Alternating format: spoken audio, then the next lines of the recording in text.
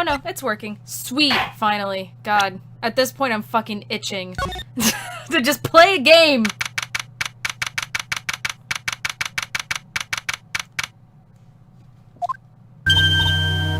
Oh man, I need to adjust the volume.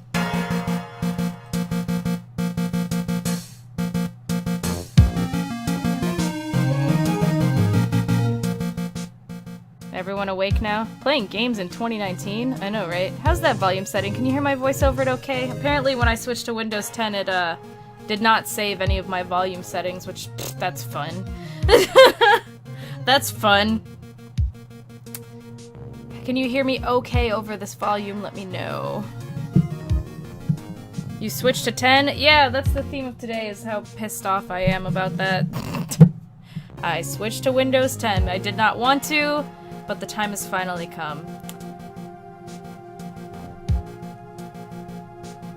Sounds alright? Okay, let's go. Ace Attorney Repainted when? Joke. Someone actually was looking into doing that. I don't quite remember who it was, but someone was like, hey, there's already software out there for just like making custom Ace Attorney cases that I think is pretty good. I haven't tried it myself, and someone was like, hey, if I made like a custom Ace Attorney case and, you know, didn't put anything, you know, horrible that you can't stream in it, would you stream it? And I was like, sure! So, hey. Oh yeah, and Citra does have a dumping feature now, so if you wanted to just do pure, like, texture replacement like an Ace Attorney, I can imagine that'd be pretty fucking easy. I opened Facebook, which is weird because I don't open Facebook all that much. Someone on Facebook posted a status that was like, I can't believe Sansa's in Smash, and I had to like go check. I was like, is this a joke? And I was like, well, he's not exactly in Smash, but okay, I'll give you that. Like, that was someone's status update on Facebook, and then I was like, huh? So, anyway. Sorry that I'm not streaming Smash, and most likely never will. But we're gonna play some Ace Attorney finally now it's working. Hey, Nick! What is it this time? You won't believe how many people are here for the trial! Well, it is a murder case. Finally. What are you talking about? They're here for the trial next door! Next door? Why don't you know this, Nick? They're having Detective Atme's trial today. Detective Atme? Yeah, that guy from before, remember? Luke Atme balls. That joke gets worse when I say it out loud. I was trying to think of something funny to like put online to like, you know, entice people to my stream, and all I could think was Luke Atme balls. Wait, there actually is a Sans costume? Yeah, dude, watch the direct. Says me, the one who doesn't watch the direct. Yeah, dude, watch the direct. There's a Sans one, there's a Zero one, there's a Proto Man one, there's that one game that Andy streamed that was for N64. Andy, if you're out there, tell me what the name of that game is, because I forgot. There's a costume for that. Cool. They say they're gonna try him as Mask to Mask. Already? That was fast. Goemon! Yeah, that one! There's a costume for that. I'm way more surprised by that than Sans. Boy, I'd love to see Mask to Mask trial. I know. I don't know who's speaking. By the way, where's Pearls? Oh, she went back home. She said she can't neglect her training anymore. I know you don't like me. Who's speaking? I don't know who's speaking, actually. Is it Ron? Pearls has really gotten to her training lately, huh?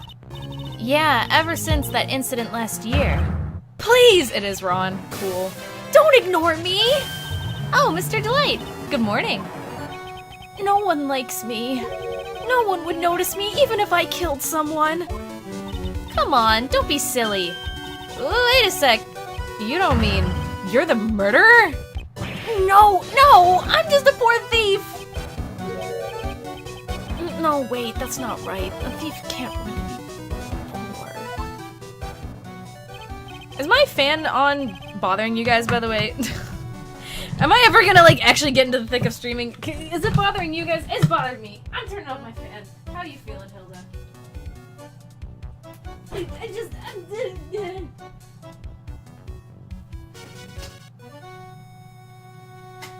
I'm sorry.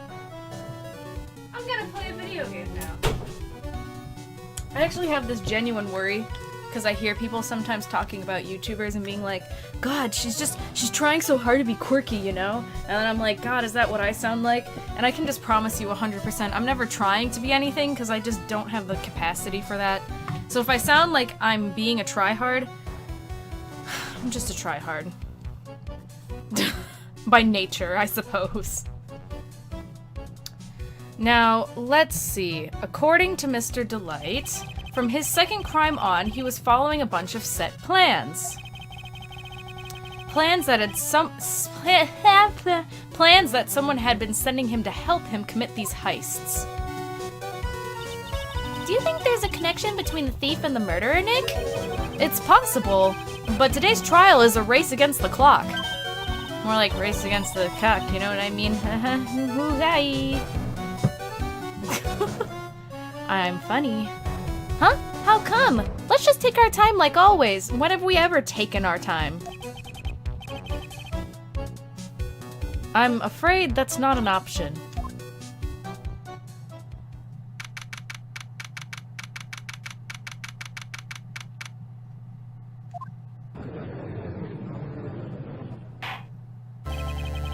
Court is now in session for the trial of Mr. Ron Delight. The defense is ready, Your Honor. You're ready? Preparation is the last refuge of the weak. Whatever the fuck that means. Ugh, Godot.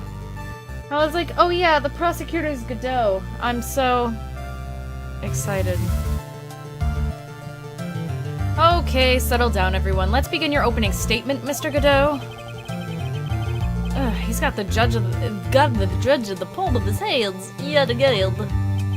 Ron Delight is simply too young to be sent to war. That's all. I am afraid I have no idea what that means, Mr. Godot. Then you need to get out more, Your Honor. Life is war, but that is exactly why you must be more precise in your wording. I fucking hate Godot. I mean it this time, guys. I said maybe when I play this game again, maybe I'll like Godot this time.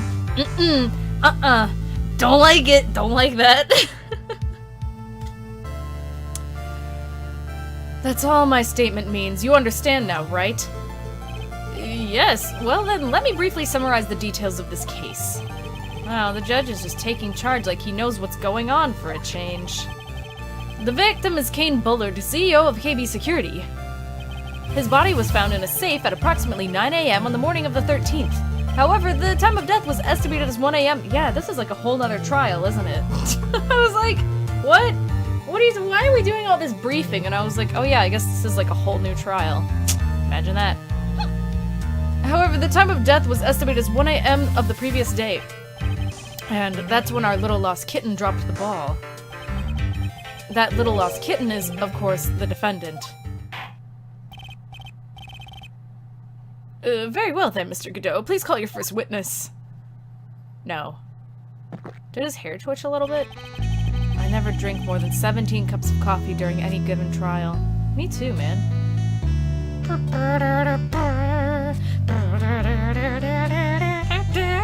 I'm literally just sitting and waiting for people to fucking spam sour please in the chat. That's all I'm waiting for at this very moment. Nope. Oh, there it is. There's one. There's two. Oh, man. But the first one is always the best. Mr. Godot, your witness? Okay, then. Let's hear what the defendant, Mr. Ron Delight, has to say for himself. The defendant? Well, Mr. Wright, does the defense have any objections? It may be a bit of a disadvantage having the defendant testify, but... oh, fuck it, I don't care. I remember when Mia was defending me. Yeah, it was the last case in this game, technically, but, you know, chronologically for you, that happened, like, 5-6 years ago or some shit. I don't remember. She allowed me to testify so she could do the cross-examination. She put a lot of trust in me back then. We have no objections, Your Honor. The defense will allow Mr. Delight to testify. You got guts, tripe. Alright then, Mr. Ron Delight, please take the stand. He's beautiful. You did it, didn't you? Yes. What? No! That's not true! For a moment there, I thought we'd set the record for the shortest trial ever. Wow, Godot. Just really... You did it, didn't you? Yes. Wait! That would be me on trial, probably. Well, Mr. Delight already looks plenty guilty with that face he's making. And once he opens his big mouth, he'll probably put the last nail in his own coffin. Very well. Now then, can you tell me something? If you didn't kill Bullard, why did you go to KB Security? Well, that's kind of hard to say. Boy, I wish I could go home. Now then, let's hear some testimony about what happened.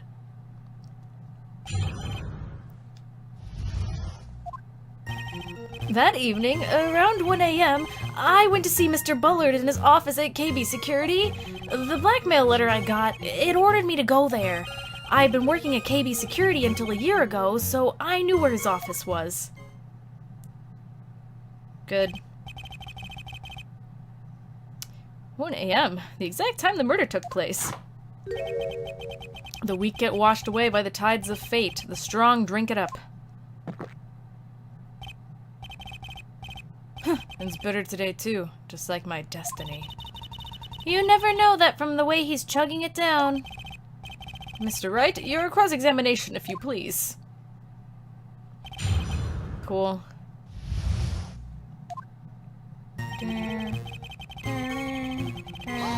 Alright, went to KB Security. 1 a.m., huh? You're absolutely sure about that? Yes, that's what my watch said when I was entering the CEO's office. No. Actually, I'm not really sure. My watch was slow, and my internal clock was also... Ron, can you just be sure of, like, one thing in your life besides, like, I love my wife? There's, like, literally the only thing that Ron is sure of about anything is that he loves his wife, and everything else he's just like, I'm not 100% sure about this. Which is, like, cute and endearing. Hilda, are you okay? Hey, are you okay? Hold on for a second, guys. Why are you sleeping like that? Dude, come on, that can't be good for you. Hold on, guys. What are you doing? Is that comfortable? Why don't you just, like, put your head over here? You look crazy. I'm sorry for waking you up, but I want to make sure you don't suffocate. I'm sorry, everyone. My cat was, like, sleeping with her head, like, hanging over the side of her cat. She's doing it again. Hilda, is that comfortable? I mean, alright. Mika, tell Hilda to stop cock-blocking the stream from Ace Attorney. Come on, Hilda! I'm trying to play a game here, and you're making me all worried about you. Haven't I had enough distractions this stream, Hilda? She just said a little beep. Well, anyway. Yeah, she's hanging off the... Hilda was comfy, though. Yeah, but I'm worried she's gonna hurt her neck. Hilda, can't you sleep, like, anywhere else? Anyway. 1 a.m. That's the exact time the victim, Mr. Bullard, was murdered, correct? It's too late for a coffee date, that's for sure. Speaking of which, I've only had, like, 2 cups of coffee today, and I don't feel intensely horrible, so that's good. Because I have had so little energy the last 3 days. Hey everybody, it's September. Don't make fun of me again, Andy. Okay, I misunderstood! It's ordered you there? It was the first time I got a blackmail letter that ordered me to go somewhere. Does that mean you've gotten the other blackmail letters then? Oh, of course, they'd say things like, steal this, or take that. Or hold it. Get it? Because sometimes he says take that. Aha, why don't you save those for later, Mr. Delight? Please don't say any more. Now what should I do? Press harder. So what did the blackmail letter in question say? It said to bring $50,000. Money, huh? A perfect motive for committing murder. Oh, but wait. I never intended to pay for blah, blah, blah. Oh, is that right? After all, he had nothing to hold over my head. I had nothing to be afraid of. An important point indeed. Witness, let's have that added to your testimony. Yes, sir. Huh. A muddy mud skipper in outer space has better chance of The blackmail thread didn't scare me. It wasn't going to cause trouble or anything. That's probably wrong, huh? That's a blatant lie. If you don't want your identity revealed to the world, come to KB Security at 1 a.m. on October 12th and bring $50,000. If you don't, I'll take that red diamond you received the other day instead. Wait, no.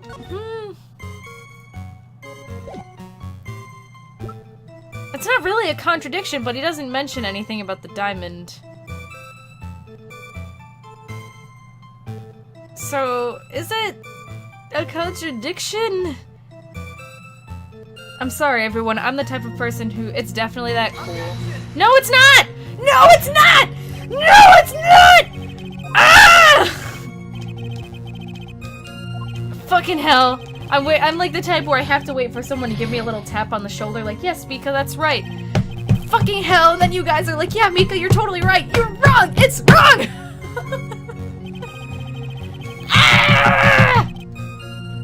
So then I'm like, why did Ron lie? I'm probably supposed to press the statement. What if I have to do that shit where I have to press the statement and then after I press it, it's like, present the evidence. Ah! Okay, that sound I made just now was what it sounds like when I yawn and then I have to make a noise after yawning. That's not a yawn. Would you prefer that I yawn or just screech? The choice is yours. Speaking of which, I can be as loud as I want! Right, Hilda? Oh shit, I didn't mean to do that.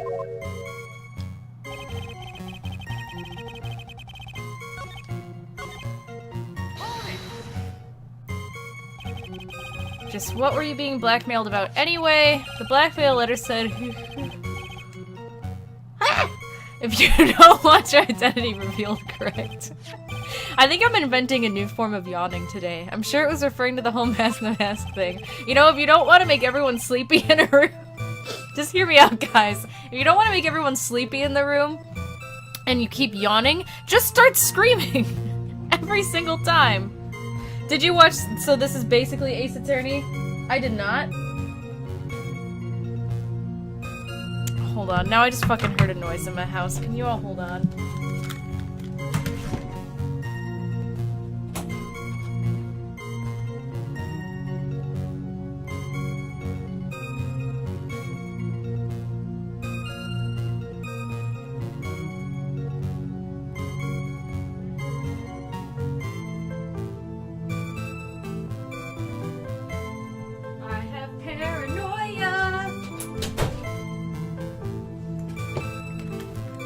Mika's house is haunted now? Yeah, probably! Can I just go 5 minutes without being fucking interrupted in the stream? Yeah, just scream. Everyone will be too unnerved to be sleepy. Yeah, it'll do it. Basement's haunted. Time to have anxiety. I'm sorry! I'm sorry! It's one of those days!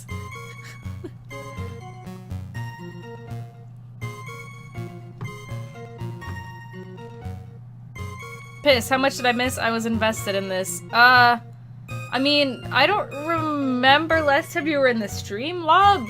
We're just cross-examining. Yeah, I don't think you've missed much. Mr. Butler didn't have anything on me. He didn't. Anyway, I don't care what anyone says about me. Just as long as Desi believes in me. Like I said before, Ron has no, like, stable faith in anything except that he loves his wife. So that's why Mr. Light didn't believe he was mask to mask. That's why I knew they were just hollow threats. I almost said hollow treats. Need to update your ghost to Ghost 10. Today is just haunted. My house is haunted by the ghost of Windows 7. I miss you, Windows 7. Please understand, I did what I had to do. Hi, Hilda. Well, I officially woke up Hilda enough she moved off the top pillow of her cat tower, and now she's probably gonna come over here and yell at me. Let's press this statement. You used to be a security chief for KB Security, right? Yes, that's right. A security chief? You? Yeah. That was me yawning again. I'm sorry. I actually should probably stop doing that. And yet a year ago you were fired without notice. Revenge for an old grudge. A perfect motive for murder, wouldn't you say? This isn't good. Maybe I should change the subject? Why were you fired? Mr. Delight, please tell us why you were fired from your job. Well, the world is filled with those who have said, I wish I had never asked that. Okay, then I take it. Blech! Defendant, please answer the question, the judge wants to know. I needed money. You needed money? Well, you see, Desi loves to spend it. It's kind of her hobby.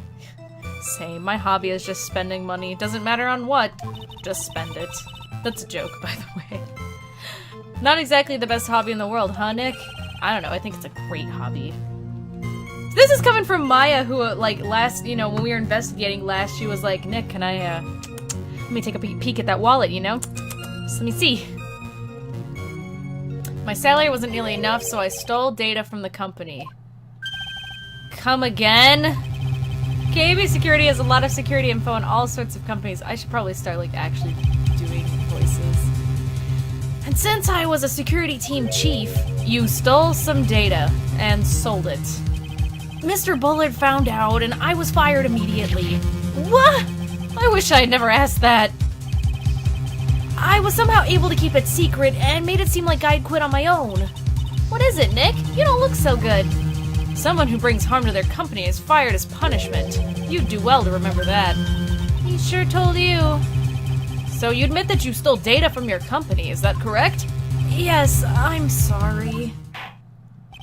This is a very important fact. Please add it to your testimony. Oh my god, even more. Oh man, this whole thing just took a big turn for the worse. Crashed and blew up. It's gonna take the jaws of life to rip this case from the clutches of disaster.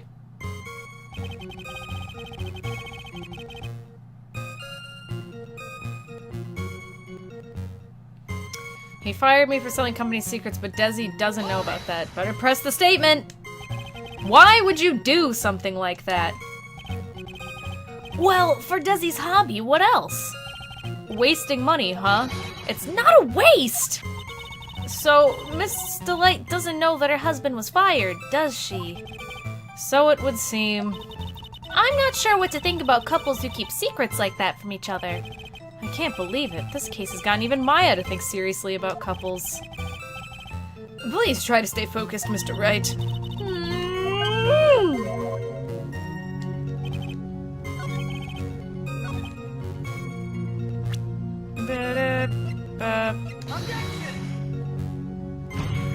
Hey, Quaint. You're wrong. You're wrong! You're fucking wrong! I'm going to lose my entire life meter just to Quaint being like, now do that thing. Wait, no! Mika, why? It wasn't even me! Quaint said do it now! Do it now, go on! I was like, I don't know, dear, Kamehameha, scary!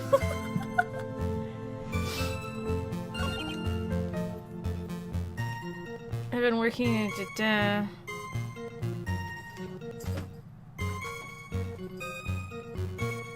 Hilda, what are you doing? Even Hilda's upset. Hey, get down from there. God. I'm upset too, you know. Alright, at least we're all in this together.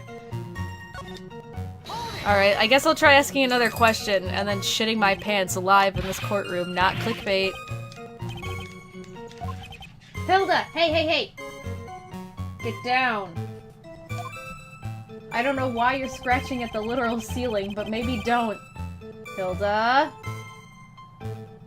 Hilda? Don't you look away like you can't hear me. I can literally see your ears move. I guess I can't do that, so that's cool.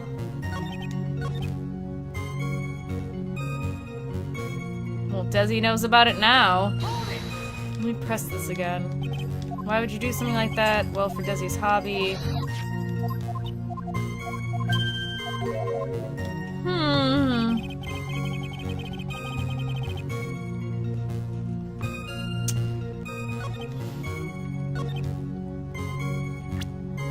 What the fuck am I missing?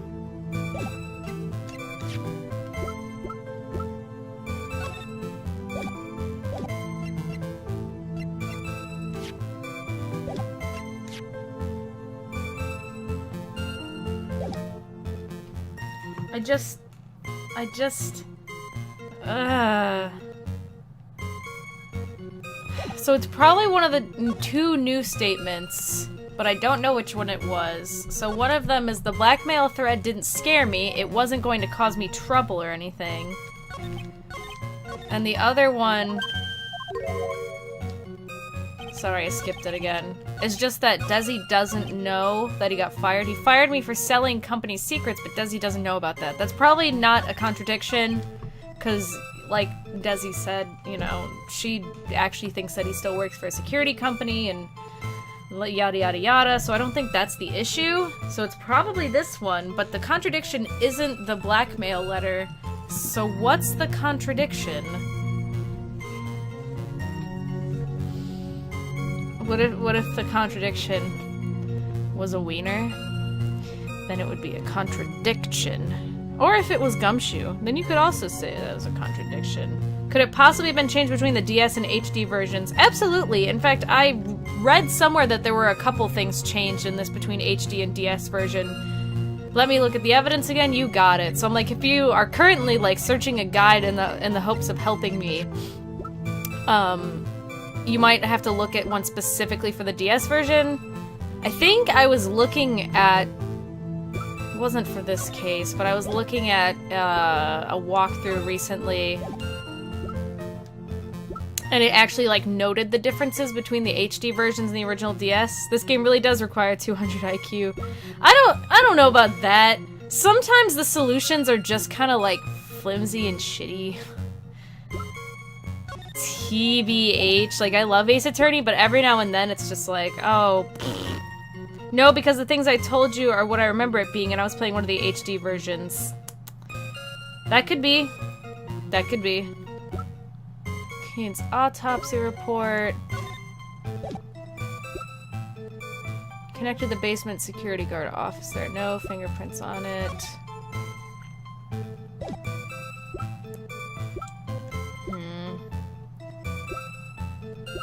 Obviously, it's not any of this stuff. Present badge! Oh, Phoenix, you're adorable. Me, what more can I say? This is my 3rd year as a young but skilled lawyer. That makes my heart twist up in a knot. Adorable. Me. So cute. Me. That's me. I just love age 26, age dead.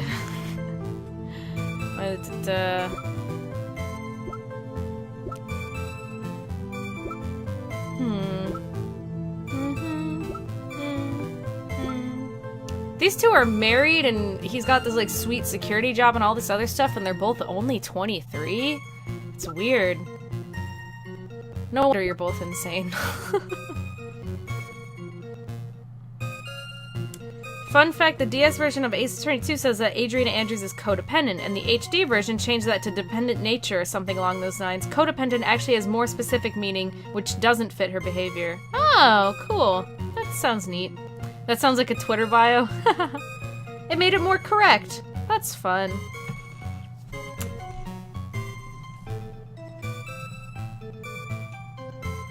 Look at the wallet again? You got it. The wallet says... Found in KB security around 1 AM the night of the crime. I mean, that's not a contradiction. The blackmail thread didn't scare me. I'm gonna press this again. Maybe there's a hint in there. Just what were you being blackmailed about anyway?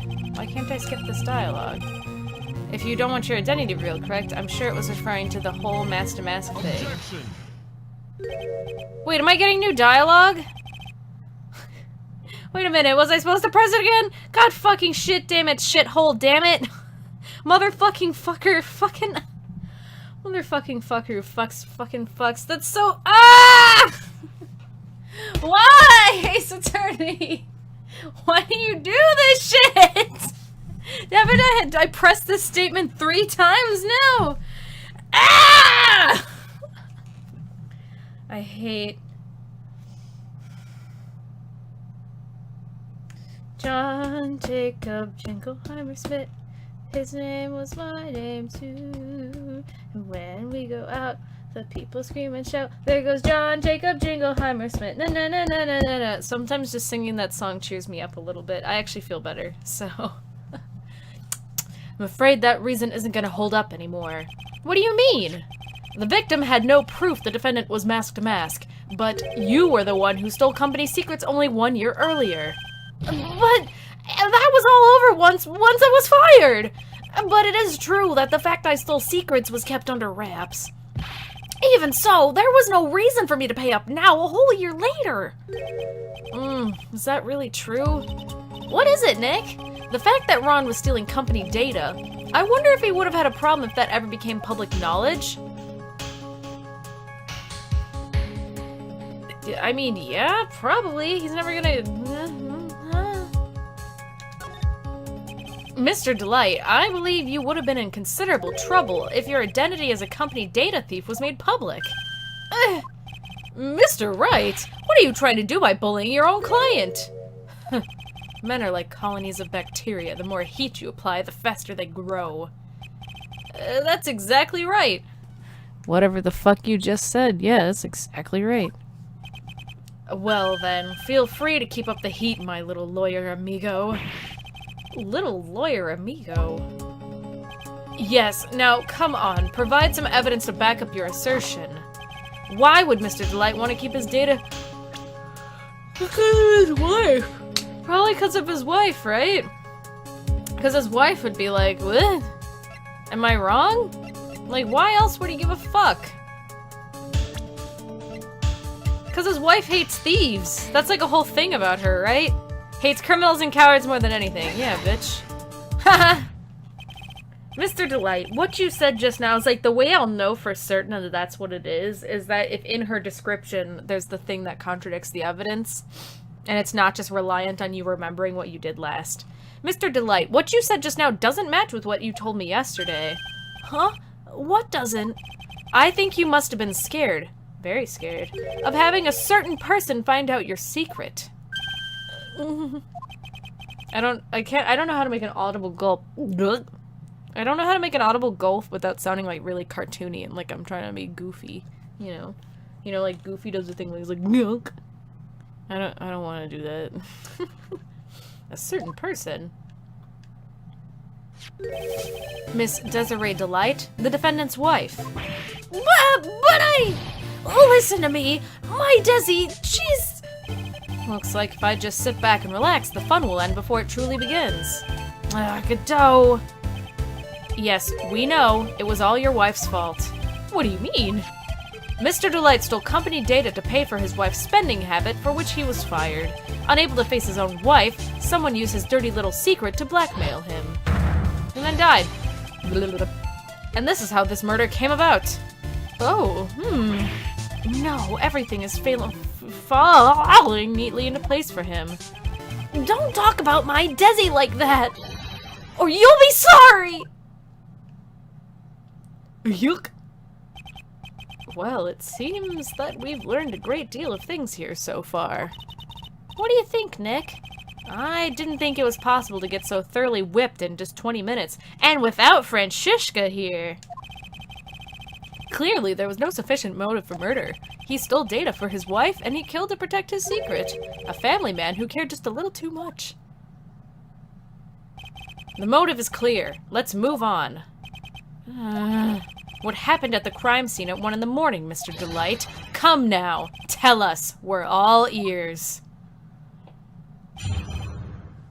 He's so cute. When I entered the office, there was a suspicious shadow there. Yeah, I wonder who that was. Suddenly, I was hit on the forehead. After that, I remember being a bit dazed. If I hadn't been wearing that, I would have been killed. When I came to, Mr. Bullard was lying there dead.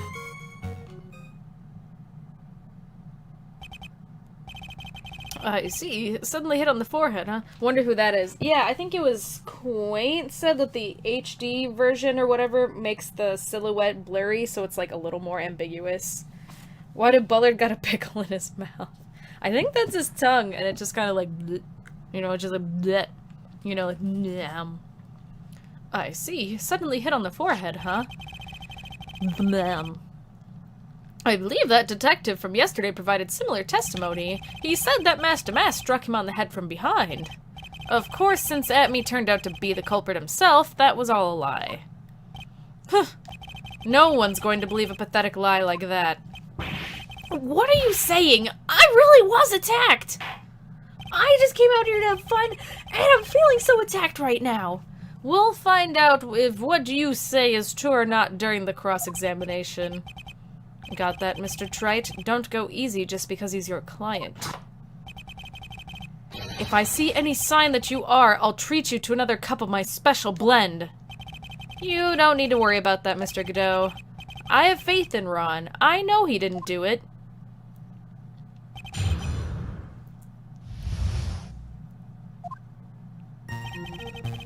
I love when he does this sprite. When he just, like, wiggles his fucking Princess Leia buns around like that. He's just like, I guess they're not really Leia-ish, because for Princess Leia, they're actual, like, twists of hair. Whereas for Ron, it's like, it's not, I don't even know how to explain this. Like, from the root out, his hair is actually just forming a cinnamon shape, like, not tied up, not braided. His hair is like Play-Doh that's becoming a Cinnabon.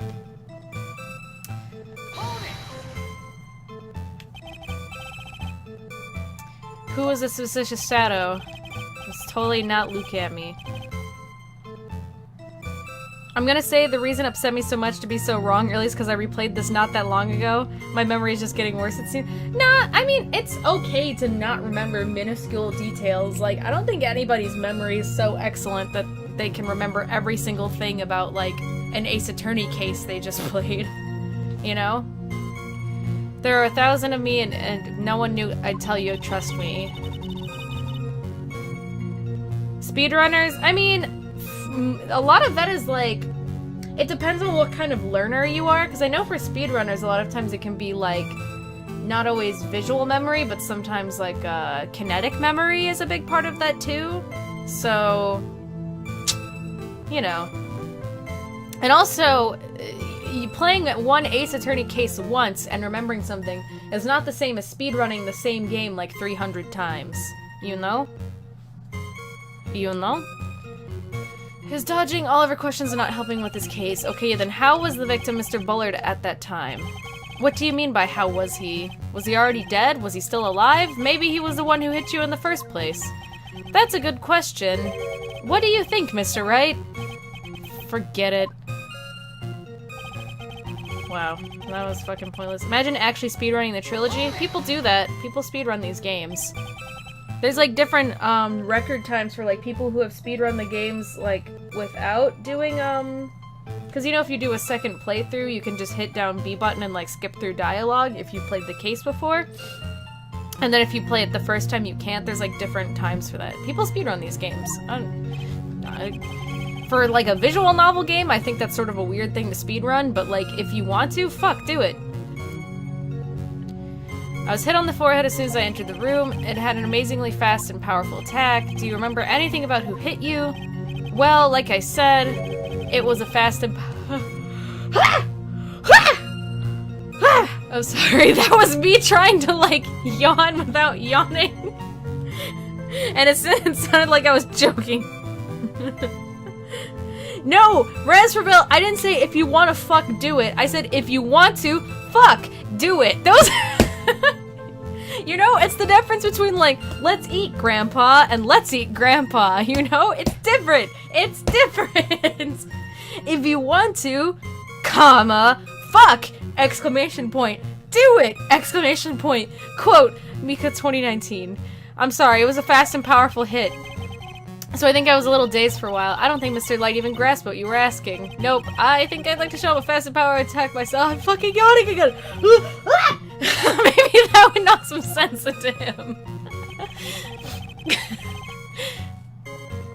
If I had been yawning that, I would have been killed. That? Could you please clarify what you're referring to? Your fucking hair. Just let yourself yawn, Mika? No! Why? My Master Mask costume, of course. I thought that noise was you almost sneezing. Thankfully, no, I don't fucking scream when I sneeze, unless it's like a fucking powerful sneeze. Wait just a moment, Master Bear. Fuck, I'm yawning again. Huh? Oh, did I forget to mention it before? Just to be on the safe side, I dressed as Master Mask. And then I descended upon the office of the CEO of KB Security. What? Why do I have the dumbest client imaginable? Nick, did you know about this? He never told me this. I don't recall him ever mentioning it to me either. I'm gonna take a big drink of water. I'm wearing myself out just doing nothing.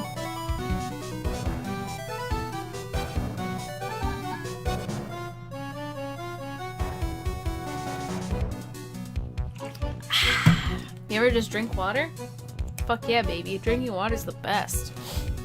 I don't recall him ever mentioning it to me either. Even I didn't know that. It seems our little friend really loves to keep secrets. I'm sorry, I just never had a chance to mention it up until now. Wait, that's not right. You know how sometimes things just slip your mind? Huh.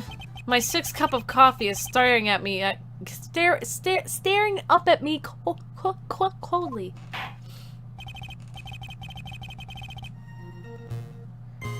At any rate, we can't ignore the new piece of information. Witness, please correct your testimony. And this time do it in a way that doesn't piss me off.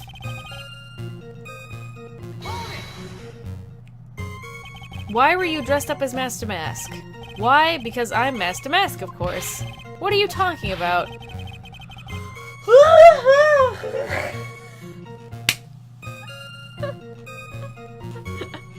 What does that even sound like?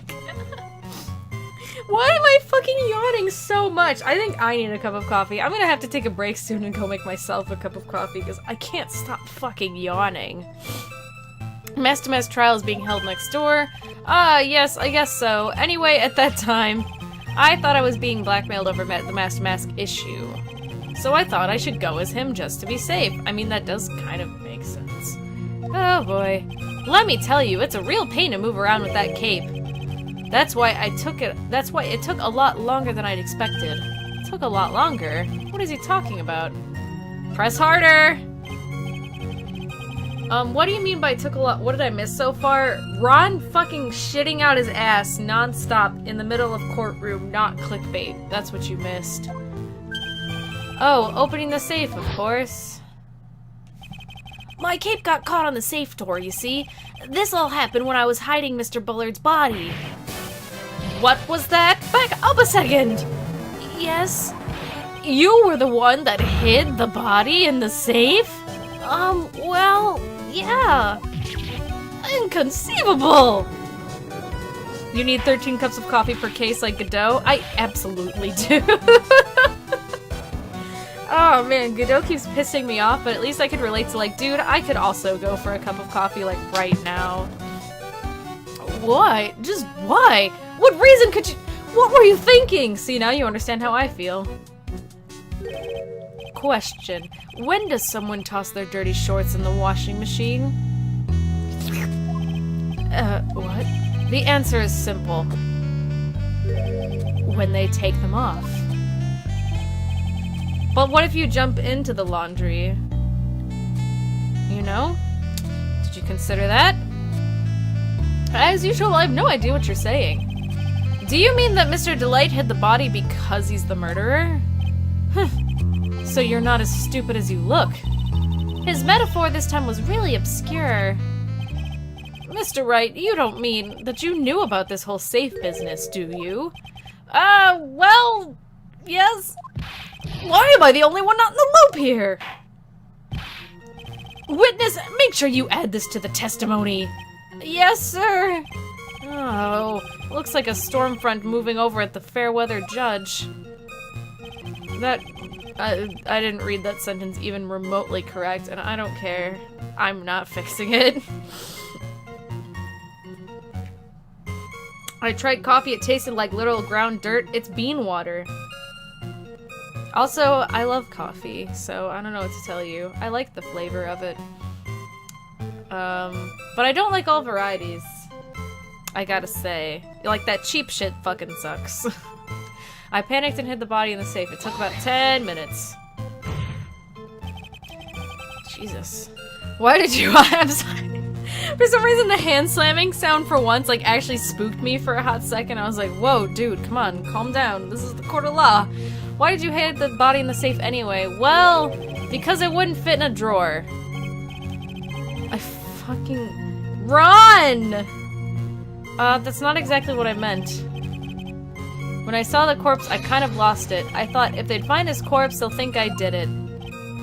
I mean, I guess that's not so obtuse to think that, like, when you see something like that, you do something weird.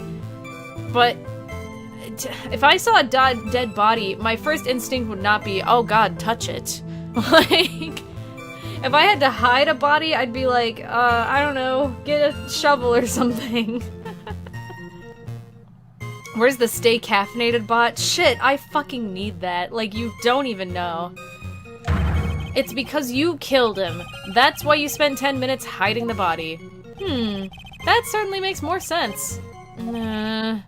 Hold on, 10 minutes? What is it, Nick? I just had a thought. Under those circumstances, would you normally try to hide the body? And spend 10 whole minutes to do it? Under those circumstances? What circumstance? Oh! Hey, Nick! If you think his behavior was so strange, why don't you present some evidence that would show just what those circumstances were? That's it. I'll take a look at the court record and present some evidence. Which is the backbone of this entire game. We heard this from Mr. Delight yesterday, didn't we? There's not much in this testimony either.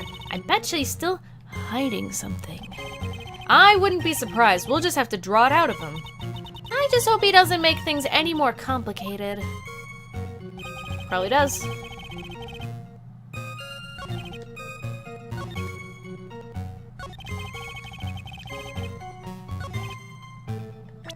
Okay, let's take a look at the court record. No, no, no. No, no. No.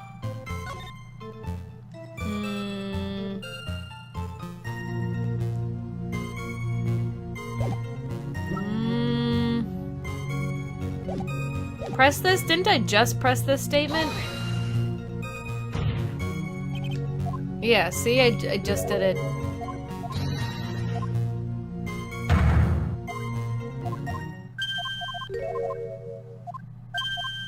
It's the buzzer? Oh.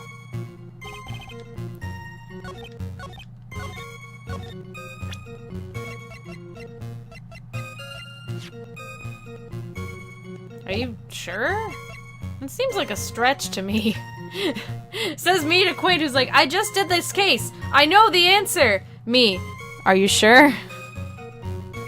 Oh, it went off at 102. Oh, okay. So you could probably present the buzzer itself or the record?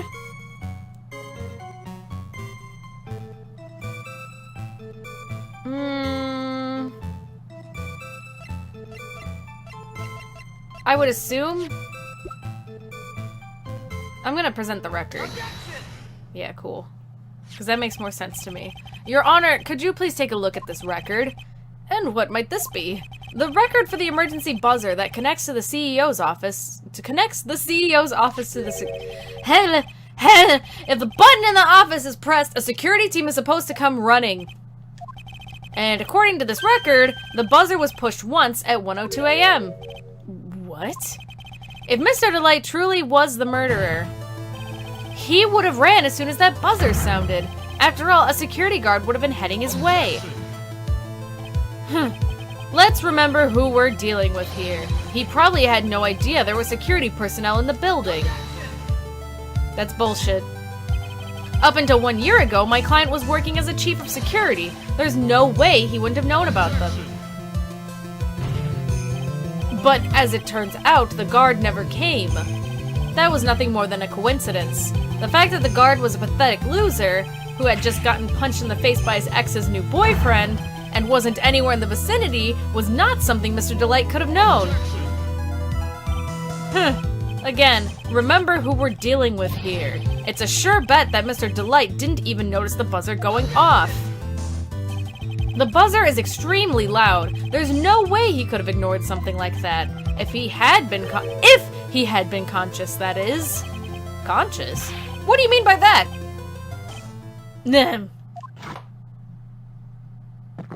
I wish that were me right now. Fine. Let's hear your theory. Let's hear your theory.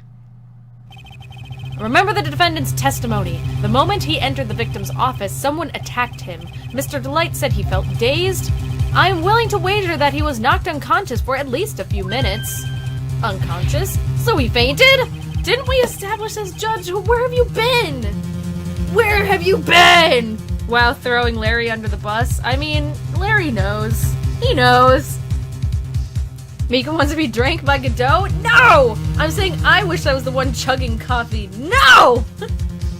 Do not misunderstand! That's why Mr. Delight didn't know that the buzzer had sounded. And that's why he thought he had time to hide the body. When he didn't! So what are you trying to say?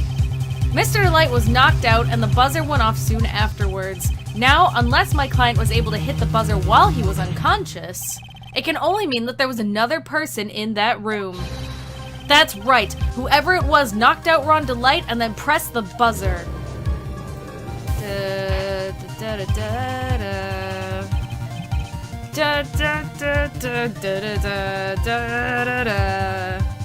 I'm sorry, am I ruining this really hot jam with my shitty... There it is!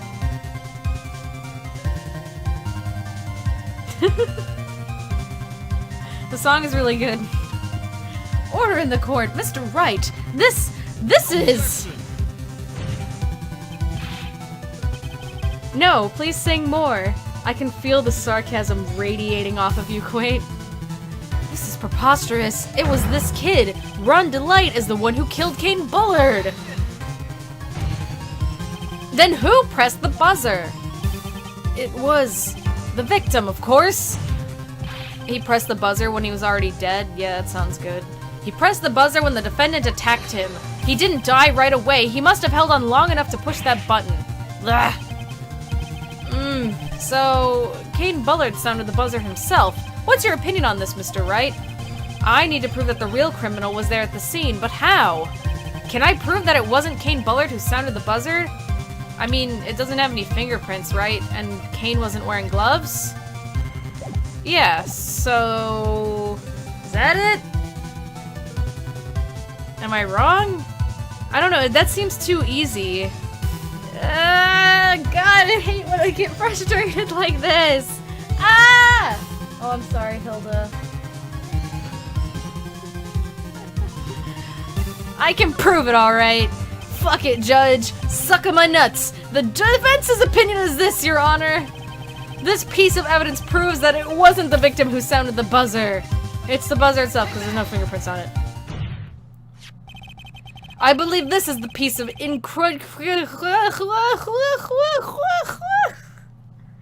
I believe this is the piece of incontrovertible evidence you were looking for. The emergency buzzer? Is there some kind of clue on it? Absolutely not. Hey, come on now. At least give some thought to what you say before opening your mouth. You give some thought, nerd. The fact that there are absolutely no clues in itself is a clue! No, I'm the one who's clueless. This button has no fingerprints on it. If Mr. Bullard had really pressed it himself, naturally... Does Phoenix have pictures of all the evidence, or does he carry it around with him? I think it's implied he carries it around with him, but some of it is photographs. Like, if you remember case 2-4, they actually had the bear puzzle in the courtroom, and Adrian had to solve it there. So... I think that it's implied that he has the stuff, but maybe he has photographs of things that aren't available, like when the urn was stolen. In the anime, they put it up on screens as well as having it in the courtroom. So yeah, that sounds about right. That checks out, that checks out. Naturally, he would have left his fingerprints behind! Pachoo! This game's fucking wacky. Ron Delight obviously wiped them off. Why would he? A guard would have come in at any moment. He touched that button, I know he did. The defendant, Mr. Delight, was dressed as Mask to Mask. And Mask to Mask always wears gloves. What reason could he have possibly had to wipe that button free of fingerprints? Ron's just like, yeah, what he said. Order, order, order. It would seem. I've been forced to eat crow. What the fuck does that mean? I wonder what blend number crow-flavored coffee is? However, if the real killer was there at the scene, why would that person press the emergency buzzer? I don't know, to frame Ron? Shouldn't they have run away without putting themselves in extra danger?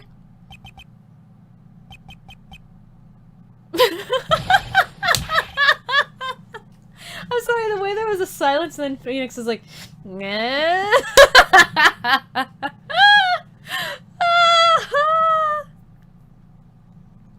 That's funny. Crow means black coffee, I think. Oh, is that implying that he doesn't usually drink black coffee? Bad taste. I like to drink black coffee. Actually, lately I usually put soy milk in it, but mostly that's because I'm too lazy to wait for it to cool off.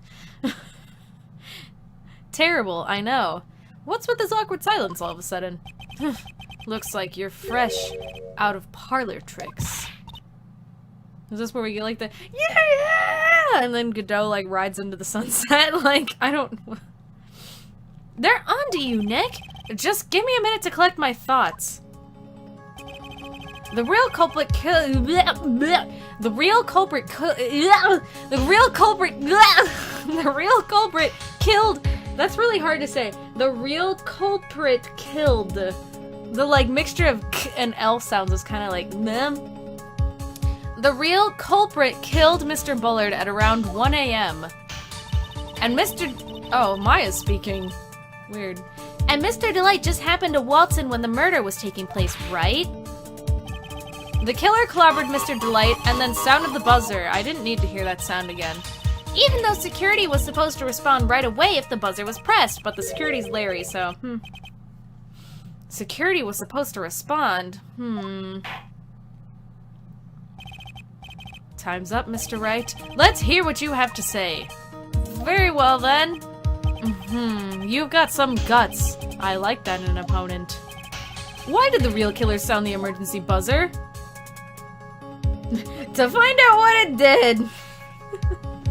Boy, this emergency buzzer says do not press on it. What if I pressed it? The culprit is Maya.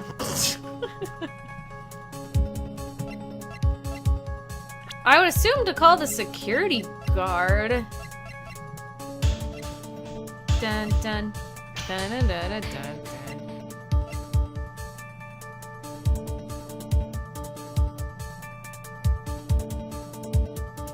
I'm sorry, I got really lost in the sauce for a second because I have the sound set to stereo and this music does the like switching between the left and right channel thing and I was like, ooh, I feel tantalized.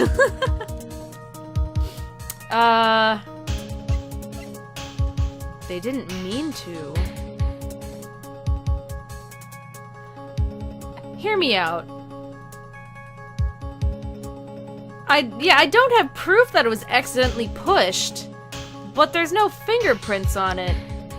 So just like, what if? You know? What if he fucking backed into it? You know? There's no fingerprints. But I mean, I guess the culprit could have also worn gloves. That's not it? Okay, thanks, Quaint. So then, it's probably to call the security guard, right? Because to find out what it did would be dumb. Think, who also wears gloves? My dad? Was it my dad? Also, love, that's like not really related right now, I don't think. We know who the culprit was. It was Pearls! Yeah. Yeah, it was Pearls. To find out what it did to call this...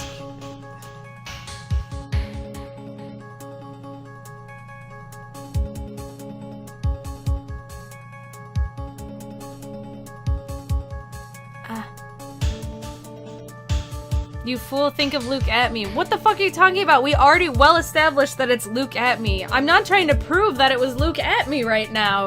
That's not related. The point is why did he sound the buzzer, not did he? Ugh. Find out what it did. It is relevant? It's not! it be call the security guard to make them think Ron did it?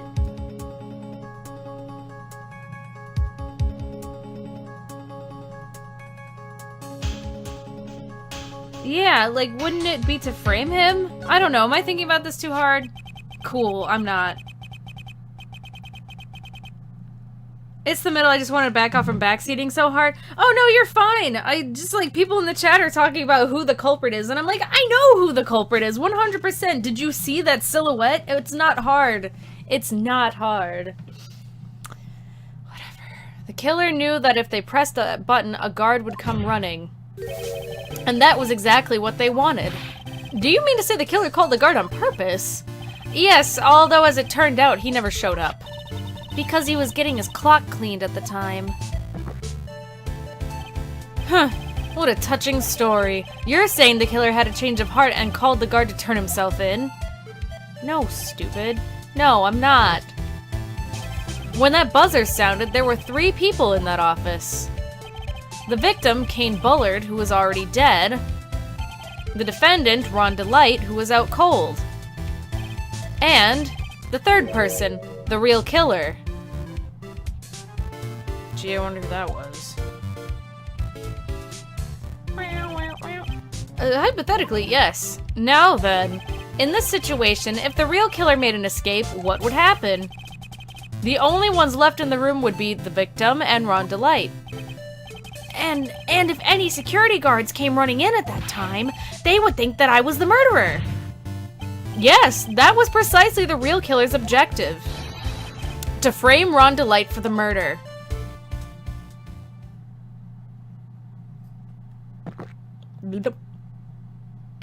Pachoo! Did he take a gulp of coffee just to spit it out? Is that necessary? Order, order, order! It would seem. I've been made to eat my words once again.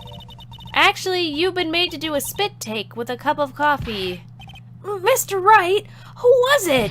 Who was it that tried to frame me? Wait a second. I'm the one and only Masked to Mask, so... Nick, you mean the real killer is... We're going to drag that person in here right now. But... Who is it? I don't have any solid proof yet, but think about it. The killer knew Mr. Delight's identity, and they also knew that he had been called to KB security that night. So the killer used him to execute a well-crafted plan to murder Kane Bullard. Now then, let's hear your accusation, Mr. Wright. Who was it that framed Mr. Ron Delight for the murder of Kane Bullard? Gee, I fucking wonder. Blame pearls? Are you fucking... Momi, are you alright? It was Gumshoe! Yeah! I'm gonna throw you off for a loop. It was Adrian Andrews! It was you! It was me. I did this. I wish I could get like some cool bonus dialogue for being like, me. I did it.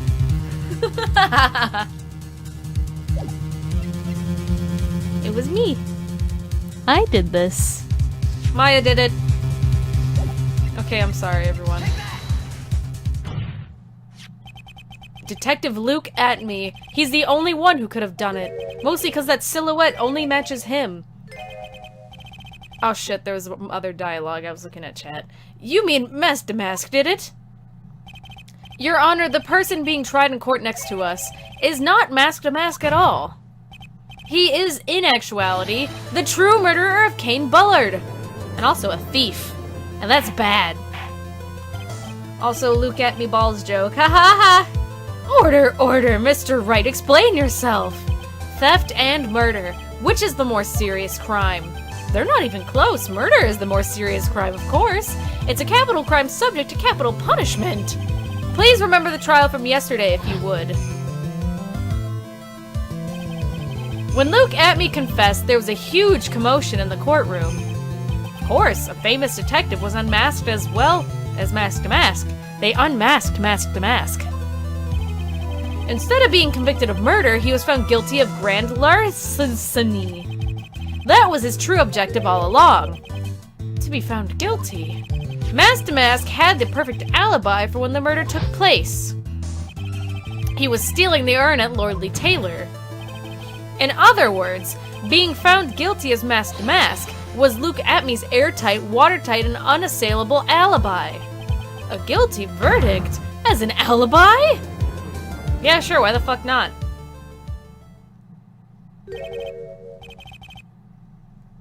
You know, it's almost time. For what?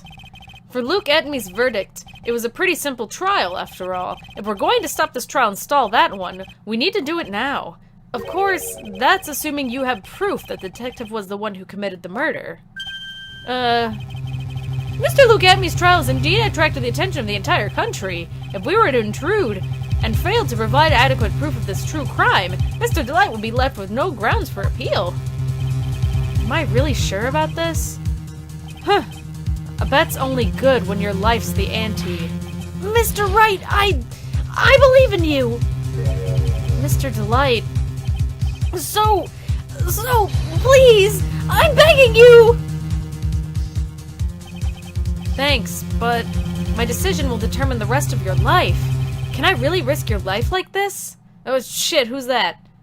Phoenix. What was that? Don't stray, Phoenix. For your client, take the path of trust. Ooh, spooky ghost titties. Ooh, that voice, it sounds like Mia. Your Honor, the defense requests an immediate recess. So that's your answer, huh? Very well, I've decided as well. This court will now take a 20-minute recess. Mr. Wright, when we return, please summon Mr. Luke Atmey to the stand. Yes, Your Honor. Dun, dun, dun, dun, dun, dun. Ow. Hello. Oh, we're going to the past? Woo! Woo! Oh wait, no, this is the other courtroom. I wasn't reading anything that was on the screen. It was just another one of those things, so I was like, oh cool, whatever, I've seen this shit every day. It's the other courtroom. Okay. Who's the defense here? Is it me? Well, Sir Detective Atmey? I have to say, Mr. Payne, you performed splendidly. Oh no, Sir Detective Atmey, you were the one who... Aw shit, yes, it's the judge's cousin who's Canadian! Yeah! That's enough! This court sees no reason to further prolong this trial. This court finds the defendant Luke Atmey. Wait! Don't hand down your verdict yet, please! Well, well, Sir Lawyer, welcome to my courtroom. Who's this hoser, eh? I don't know how to do a Canadian accent. Andy, I need you. How do I sound Canadian?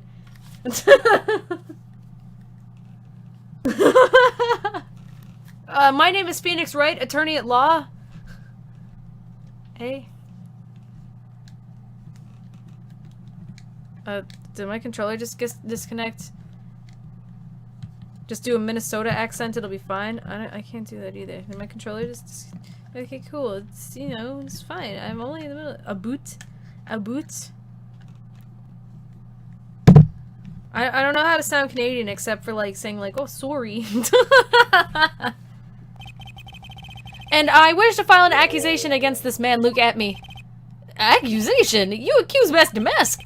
That man is not Mask to Mask. He's just a ruthless murderer. What?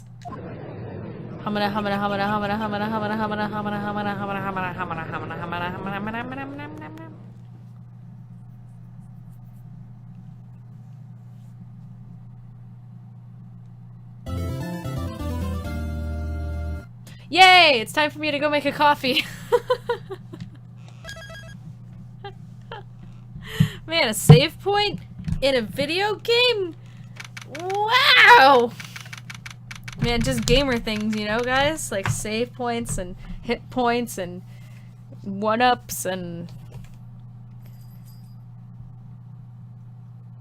So I'm gonna take a break. I'll be right back with more Ace Attorney after I have a cup of coffee. This trial's fucking wild, it sure fucking is. Hey, how come the be right back isn't there anymore? Oh, there it is.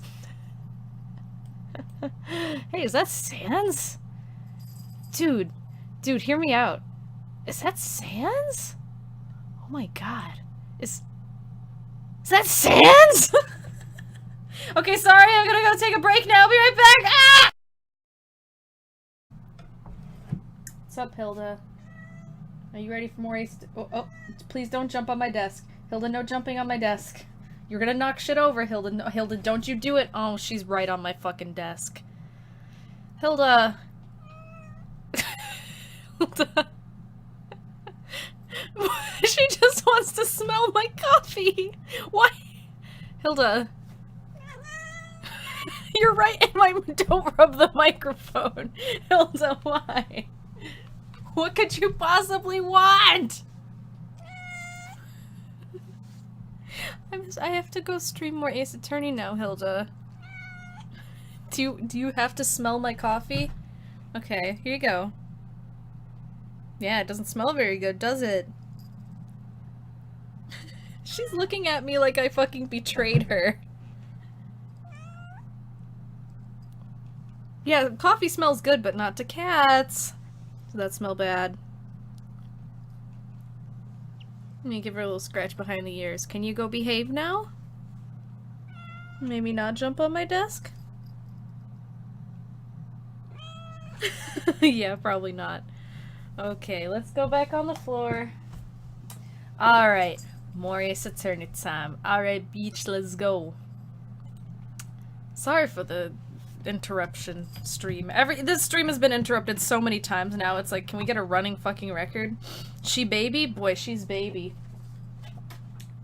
Oh, I know why she's upset. Because she thought I was drinking water. She heard me slurping and walked over like, can I have some fresh water? But then she realized it wasn't water, so she's like, bitch, why the fuck are you drinking this? Because she just walked over to her water and started drinking some. That was the sound of Hilda drinking, not me. Do you believe it? Anyway.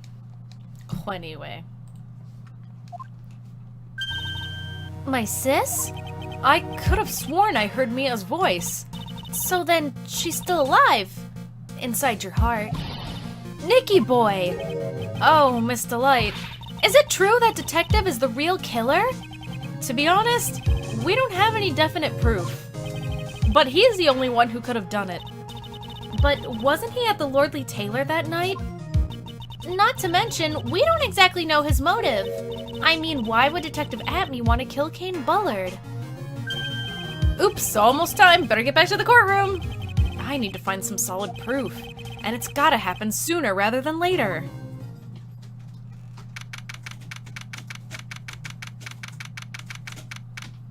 Hilda, why are you hyperactive? We're still on this case? Well, I only do one segment per day, so every time we have an entire court day, an entire trial day, entire court day, an entire investigation day, I only do that much. So it's not as if I've just been constantly streaming just this game. Now then, this court is back in session. Mr. Luke Atme, please take the stand. You should have seen how long it took us to do 2-4, man, damn. Well, well, how do you do, Sir Lawyer? I never would have thought to... Inaba Toby. Thank you for following. Isn't that a Toho character, or am I remembering wrong? Thank you, Toho, for following. James Jacob Jingleheimer, thank you for following. Was your name my name too?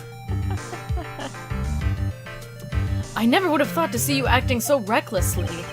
I couldn't let them hand down your verdict just yet. Not when it would have given you your perfect alibi. An alibi by the name of Mask to Mask. I'm sorry, I'm afraid even the great Luke Atme has no idea what you mean. Of course, I have been in the next courtroom ever since 10 o'clock this morning. I'm afraid there's no way I would know what's been going on in here. You've been in the defendant's seat all day long, correct? All day long. Being tried as mask to mask.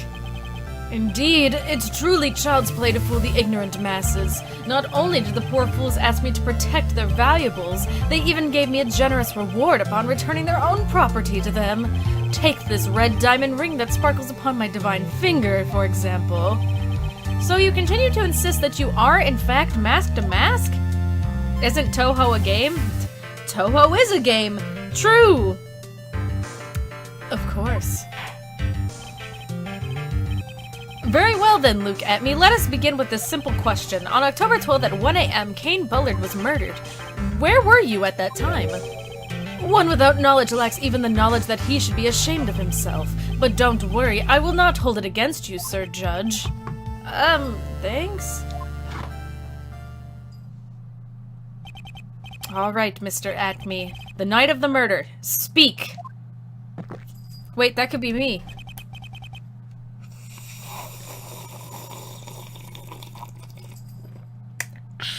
It's me, I'm Godot, I'm very cool. We're listening! As you wish, Sir Prosecutor.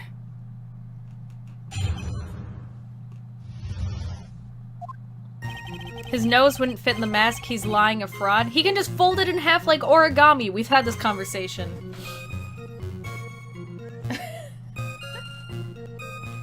I'm sorry, everyone. I know there's so many interruptions, but Hilda just... Oh my fucking god! What has gotten into? You're feral!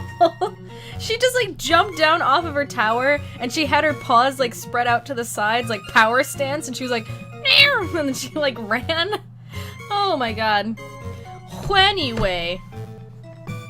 I was stealing the urn as mask to mask, just as I announced I would.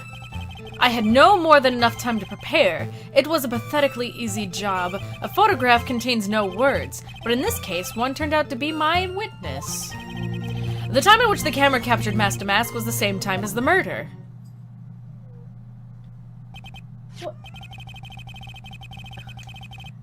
If you hear meows and thudding in the background, it's just my cat going fucking feral over there. What is your problem? She's hanging off of her cat tower upside down. What are you doing? I think she had one smell of coffee and that sent her, like, over the edge. It seems the main point of discussion will be the photo of the crime scene. Everything else up until now was all part of his plan. There has to be a secret to this picture as well.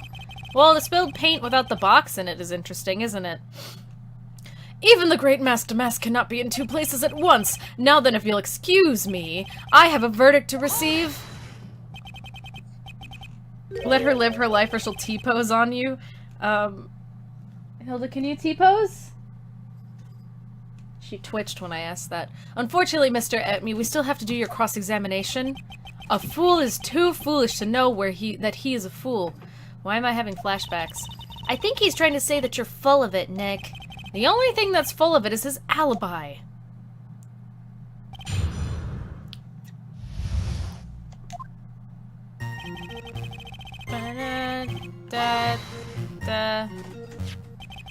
So this photograph is the proof, correct?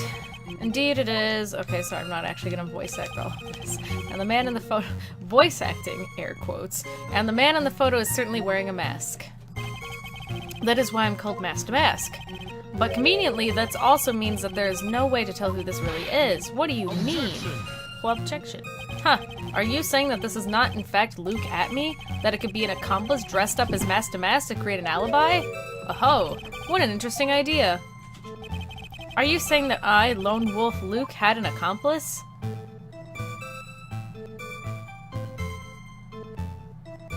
No. I'm like, who? It was Pearl. Pearl was the accomplice! If Luke Atme was at KB Security during the murder, then Mask to Mask in this picture has to be a fake. Then there really was an accomplice. But right now, I have no idea who it was. I don't have any idea right now either. Baseless objections are just what that guy wants. There's gotta be another way, and I'm gonna find it.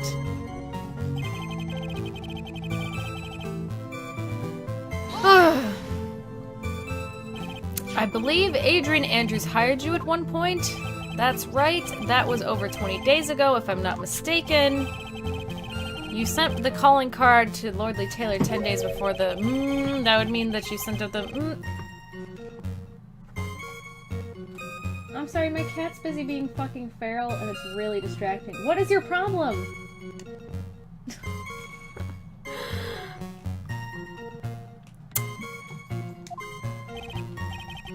Indeed, there was no reason why I couldn't do both jobs at once. It was the perfect opportunity to steal my latest target. I see, you truly are evil, aren't you? Yes, evil is what I am.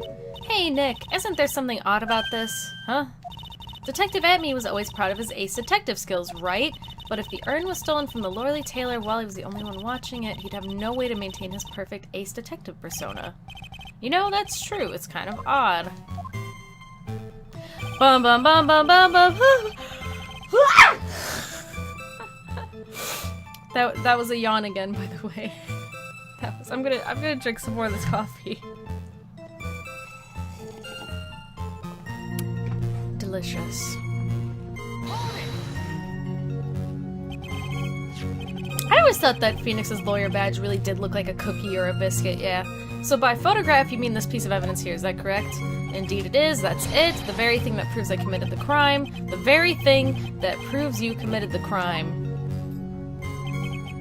When you think about it, it's really odd. You say that almost as if you had this picture taken on purpose. Sure. He was simply caught by the very camera that he had set up. We all have days like that. Indeed, it turned out that there was no such thing as the perfect crime after all. Bullshit! It's bullshit! It's all bullshit! It's 100% bullshit! Life is truly an ironic thing, a sad blue melody. Shut the fuck up, you fucking fuck. If he's truly the killer, there's gotta be something phony in that photo. The time at which the camera captured Master Mask was the same time as the murder. About the camera that took this photograph. Oh, come now, it's all too clear what you're thinking. Huh? You think I altered the timestamp on the photograph, don't you? No, you probably just fucked with the program on the computer since you're the one who made it, correct? That was like a whole point of discussion at some point? I'm afraid that's impossible. The camera is set up by the Lordly Taylor, and on top of that, it was Lordly Taylor staff that printed the picture's data. Unfortunately for the defense, there's no way that picture could have been altered. Oh, well. Looks like I better find something else that could be suspicious. So this alibi is false? It has to be, or he couldn't have killed Mr. Bullard at KB Secure. He got to take it on a different day? That seems like something. But I'm not really spotting anything unusual. There are two possibilities. Either the mask in the photo is a fake, or the photo itself is.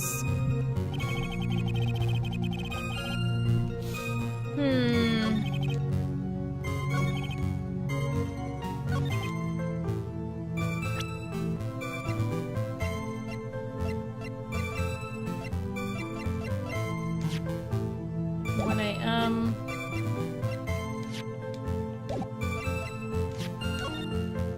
I mean, it's 2 minutes before, technically. In fact, it's like a minute before. I don't think they were the same time. No.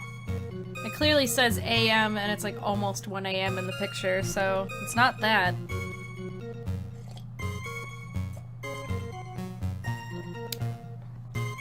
It's the same time frame. Yeah, it's like, it's too close for me to be like, objection! It says that he died at 1 a.m. and this picture was taken at 12:58 a.m. Haha, got him! Like, no. Haha, got him! Let's see. I'm gonna guess it has to be this statement, because the first thing you have to kind of think about is which of these statements sound like they could have a contradiction. Stealing the urn is mask to mask just as I announced I would. Doesn't sound like it. The buildings are 30 minutes away by car. Haha, got him! I had more than enough time to prepare. It was- oh yeah, that's right. No, it's 30 minutes by car and 20 minutes by what's-her-name's motorcycle. It was a pathetically easy job. Objection. A photograph contains no words, but in this case, this one turned out to be my witness.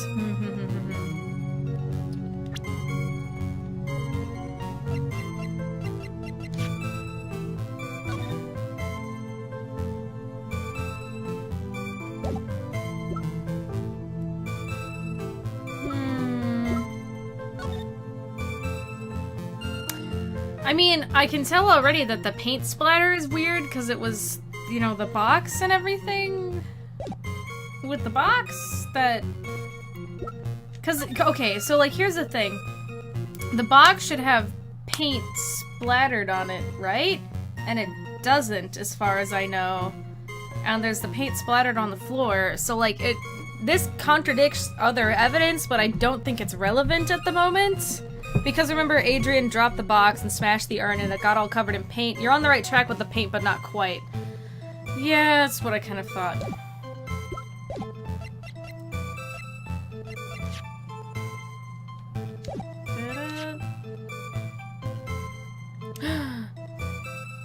Wait a second.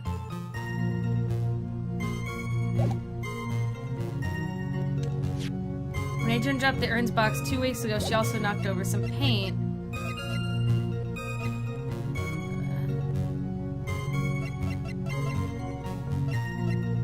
The gears are slowly turning in my mind. What about the statue? What about it? Carried in the basement warehouse on the day of the crime, moved again that night. Yeah, was it moved? Is it because the statue should have been in the photograph, or am I insane? Because I don't remember, was the statue closer to the door, and then it was moved further away, or am I backwards? Oh, it's frustrating, because I don't remember! It should be in the photograph, right? Right? Because, yeah, because the Adrian moved the statue to cover where that paint splotch was, right? The statue's on top of the paint of the night. Okay, alright, but is that relevant right now? Because I don't see that how that contradicts anything that Luke at me is saying at the moment. Like, obviously that's a whole fucking issue, but he's just saying that the camera captured... Okay, well, the time at which the camera captured mass to mass was the same time as the murder. False. But do I present the statue? Do I present the photograph? Because obviously that photo was taken before, and that he fucking falsified everything somehow. But do I present the statue? That's the part I don't remember. Well...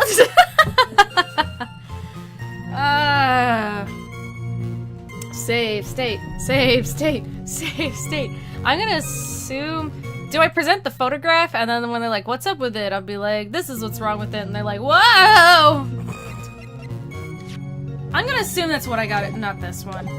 I gotta show them the photograph, and then they're like, what's wrong with the photograph? And I'll be like, ah, nope, just kidding.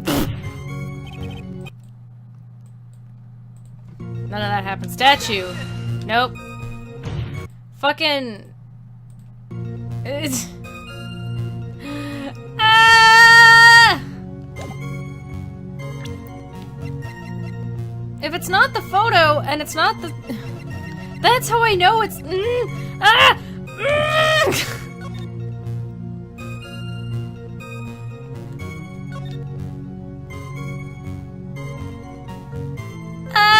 Wrong statement.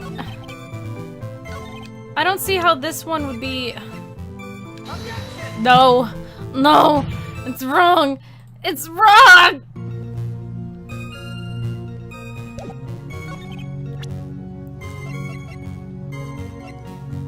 Help me, God.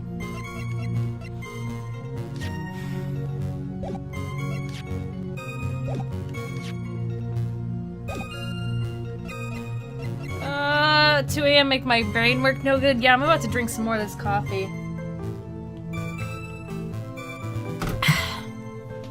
Cause, I don't fucking even... I know what the problem is. Should I press all the statements again? Let's do that. Considering that worked for me last time. Alright, this is the same dialogue. Mika, I don't have headphones in, I'm in an apartment. Then turn the volume down, that's not my problem. I'm sorry if that's so... No, you don't have an accomplice.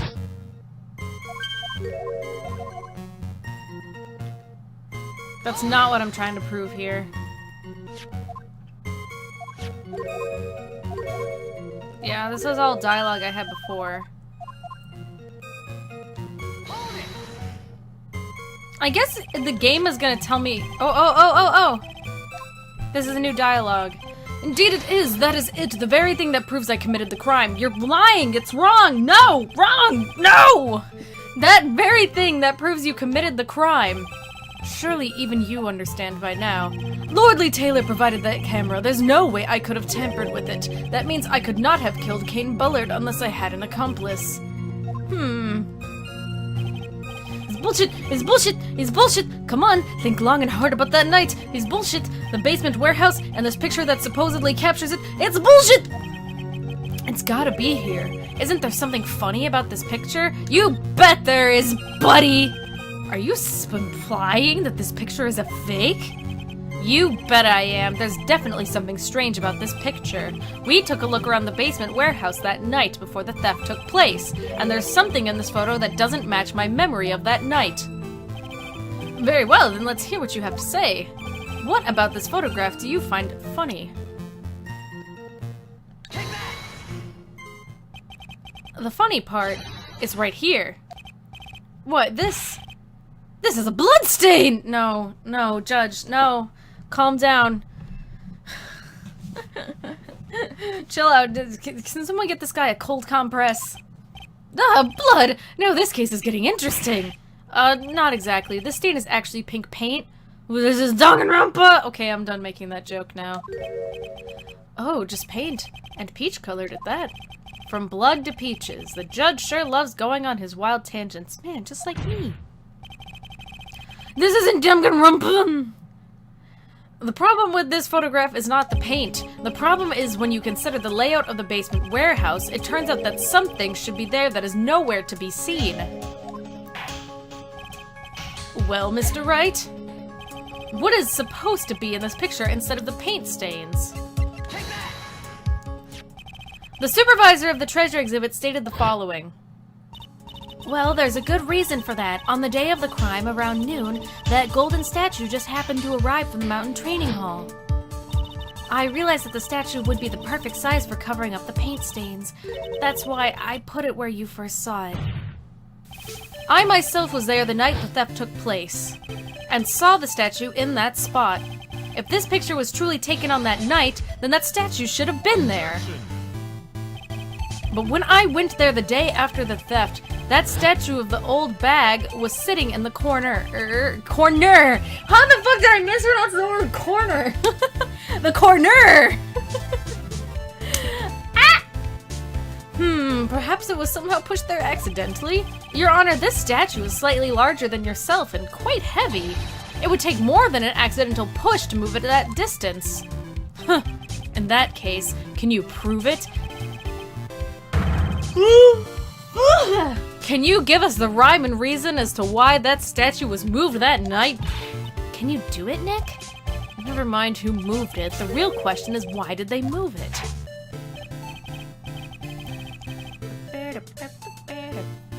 Well, Mr. Wright, I hope you're prepared with your answer. Now then, who was the one that moved the golden statue on the night of the crime? It was probably Luke at me, right?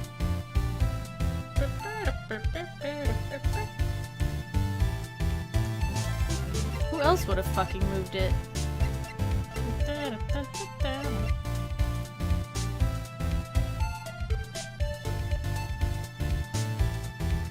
I was like, I'm sorry, I was like, gears turning in my head, like, did they ever mention anyone else being there? And I was like, no. The game is just trying to throw me a curveball and be like, then who was it? And I'm like, am I not supposed to say Luke at me? Is it not fucking obvious enough for you? The one who moved the statue is none other than Luke at me. Come now, Sir Lawyer. There you go again on one of your strange delusions. Mr. Wright, what basis do you have for your strange delusions? It's very simple. The witness was the only one in the basement warehouse that night. That is indeed very simple. However, why would I want to move a heavy golden statue? The reason for moving the golden statue, here's where our battle really begins. Well, Mr. Wright, what reason did the witness have to move that statue? The reason can be found here in this photograph. Luke at me, you pretended to be Mask to Mask, to create an alibi by showing you were at Lordly Taylor that night.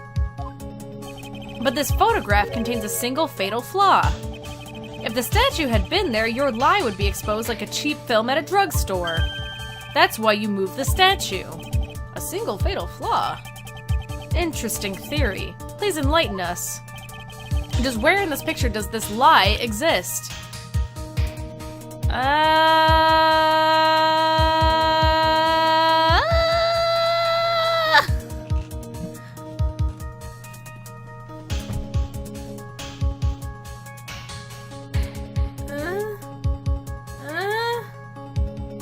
Okay, I was like, and then I looked at the chat and I was like, the box has no paint? Well, yeah, there's that too, but I don't think that's relevant right now.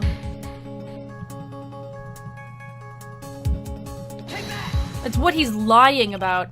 Naturally, the lie in this photo is in the timestamp. Like, yeah, the fact that the box is like that is one thing, but like, he's asking what is he lying about, and I'm like, the time. The time. I'm gonna finish up my coffee already. I didn't even make this coffee that long ago. I'm gonna finish it. Wowee-gee. What do you mean? I'll tell you exactly what I mean. On the night in question, Luke Atme went to KB Security and murdered Kane Bullard. Therefore, it's obvious. It would have been impossible for him to have been at Lord Lee Taylor at this time. But what does that have to do with the statue being moved? Remember, if you will, Your Honor, when was this statue placed beside the well, the statue was taken down to the warehouse on the day of the crime, and it was placed there in order to cover up the paint. Exactly. Luke Atme had already decided on the time when he was going to kill the victim, and so in order to create an alibi for that time, he took this picture days before the murder took place. What the? Of course, the statue hadn't yet been brought down to the basement warehouse. Did he say yet twice? Or did I misread that? I think he just said yet.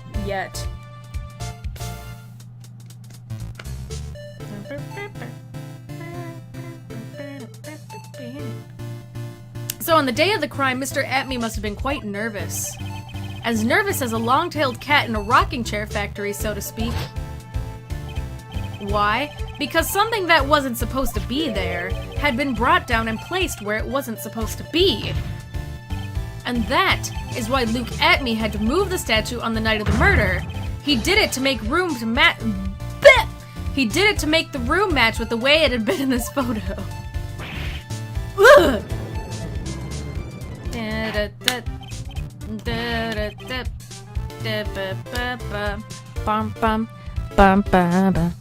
Order! Order! Mr. Atme, is this true? One moment, Your Honor. Have you forgotten this? What's that? The data for the basement warehouse computer. According to this, the camera did indeed go off on the night of the crime. It's true that the camera had been set up by the Lord Lee Taylor staff. However, the program used to manage that data was yours. That alone would have allowed for you to tamper with the data.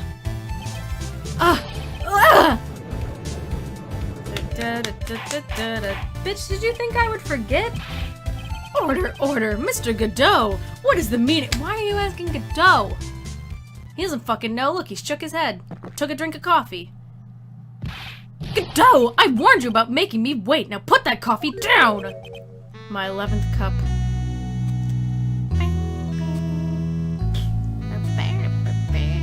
Drinking coffee.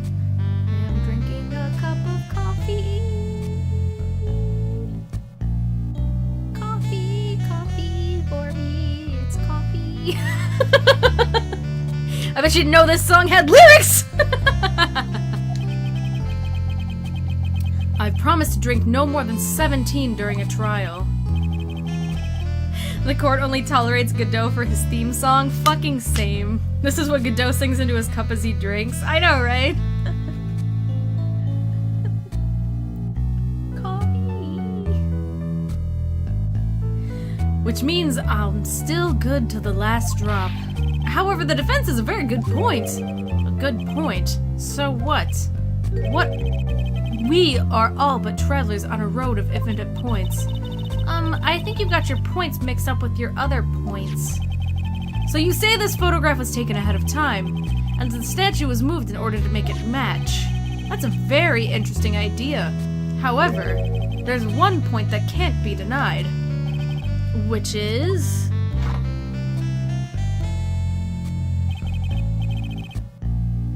Coffee, coffee, boy, it's coffee. That it's only a possibility. Men that are trapped by the chains of maybe can never reach their dreams. That's very true.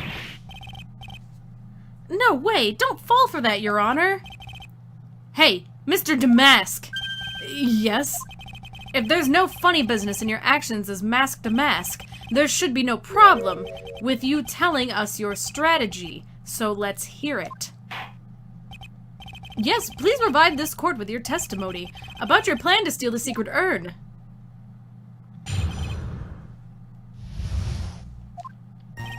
I first received the request from Lordly Taylor about 20 days ago. The urn was placed in a box, and Zavadi! It was then sent to the warehouse. Hence, I was actually unable to see the urn for myself until the day of the crime. I knew it was an extremely valuable treasure, so I sent my card 10 days beforehand. I then handled security by myself to ensure that my crime would go smoothly.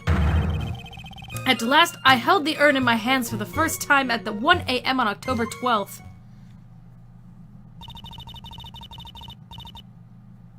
What's that peg command? All it literally does is just put up an alert. That's all it does. That's all the peg command does. Zavadi? I don't fucking know what it means, honestly, but fucking Luke at me says it like it's the coolest thing since sliced bread. Zavadi. That's pretty much all stuff we've heard before, isn't it? Yeah, but we'll find the truth hidden in the nuggets of new information he gave. Witness, you're sure there are no mistakes this time? Zavadi. See? He did it again. Well, very well then. Mr. Wright, you may begin your cross-examination. Oh man, this is a long one. Do I gotta press all these statements?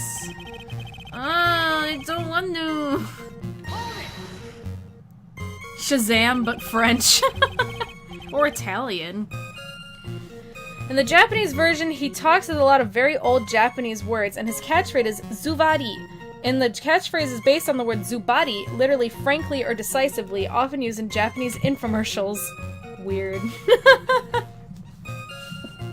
So basically, they just kind of like literally translated that, and then we're like,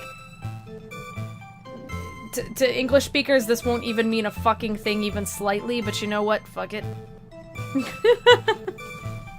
It just kind of sounds like one of those words. It's kind of like presto or something like that. In fact, I bet they probably thought of something like, I don't know, like they probably tried to think of like an English phrase that would be an equivalent, and they were like, that all sounds corny and dumb, so we're just gonna keep this. They did it because it matched his nonsensical nature, and that's that on that. He might as well be saying Bazinga. Gentle Ralts, don't make me ban you.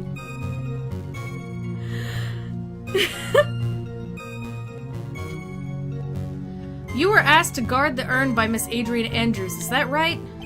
I'm not gonna fucking voice act this. Indeed, it seemed that they had heard my Zavarkling reputation. Zavarkling. I see Miss Andrews is still attracting the weirdos. Damn, true though. I hope Madden Guard's having fun rotting in jail. You'd better watch out too, Maya.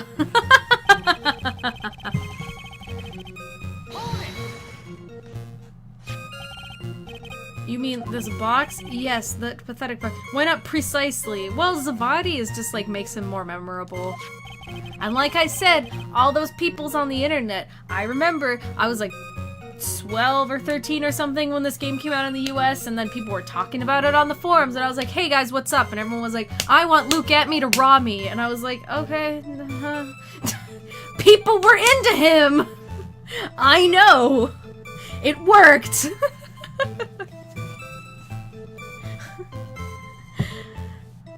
They definitely did not fail at making him a popular character. Lady Andrews is especially taken with that urn, and she wouldn't let anyone enter the storeroom, not even me. At one point in the localization process, his catchphrase was swing. I hate that. However, Janet Sue changed it to Zavadi as a catchy, eccentric phrase worthy of the character based on the Japanese catchphrase. Thank God, because Schwing sounds dumb. Don't like it. Zavardi's cooler. Janet Sue was the localization leader. Thank you, Janet. That was very kind of you to not ruin his character. Huh, interesting new tidbit. People want that nose? Oh god, do they ever. So you're sure that you had never seen that urn before? Indeed. You may ask Lady Andrews to confirm for yourself. My security was focused entirely on the entrance to that warehouse. However, I, Luke at me, let no information whatsoever slip through my fingers. Okay. Whatever you say, man. You mean this calling card? That's right. That is without a doubt my calling card. I guess this is like to make this. After all, of course, because Atme knew about the emblem. Making this card authentic would have been child's play to him. I then handled security by myself to ensure that my crime would go smoothly. Then no one entered the basement warehouse. Unfortunately, there were many different treasures being taken there. Thus, for a period of approximately 5 days, people were indeed going in and out of the warehouse. Last I held the urn for the first time. This is a photo that proves that, huh? It doesn't prove anything because the urn's not in the picture. Indeed, to be honest, even if a photo was taken, I didn't think it would matter terribly much. Hey, Nick, if this photo is a fake, Detective Atme might have stolen the urn whenever this was taken. Or maybe the urn's not even in the fucking photo. That's true. You know, he's been saying that he never saw the urn until that night. If we can prove that he's lying there, we can wrap it up and put a bow on it. I need to take a good hard look at the court record. Woo! You made me permanently mentally replace Zavari with Bazinga. What game was it? Oh, fuck! The Danganronpa localization! Ishimaru says Bazinga at one point. He's like, ha, I don't remember what the fuck they're talking about. He's like, haha, Mondo taught me how to say all these fun new things. Haha, Bazinga! And everyone's like, oh. Am I wrong? I might have tried to mentally block that out of my memory, but I'm pretty fucking sure. In the Danganronpa localization, Ishimaru legitimately says Bazinga at one point. Because it was all over the internet. Was that the localization or the fan translation? I feel like it was the localization, but maybe it was the fan translation. I know the fan translation was wacky at certain parts. But I could have sworn it was the localization. Because there was some weird things in the localization, too. Especially everyone insisting on calling each other by their first names when they didn't really do that as much in the Japanese version. What the fuck was Ishimaru's first name, even? Danganronpa, Chihiro Fujisaki, Sayaka Maizono, Makoto Naegi. It's Ishimaru's first name. Ishimaru. Mondo Awada. I don't remember Sakura Aoi Asahina. I don't even remember all their names anymore! Kiyotaka! That's right, Kiyotaka Ishimaru. I'm sorry, I wasn't even looking at chat, I was literally gazing at the ceiling, like, Ogami! Oh, right. Because I was like, isn't it something that kind of sounds like big god? I'm not sure if that's what the kanji are or whatever, but I was like, it's something like that. They called him Taka in the localization. God, that's right. Fuck, that was so weird. Epic Bazinga. Yeah, epic Bazinga time. I'm about to fucking epic Bazinga all over Luke at me. It's one thing that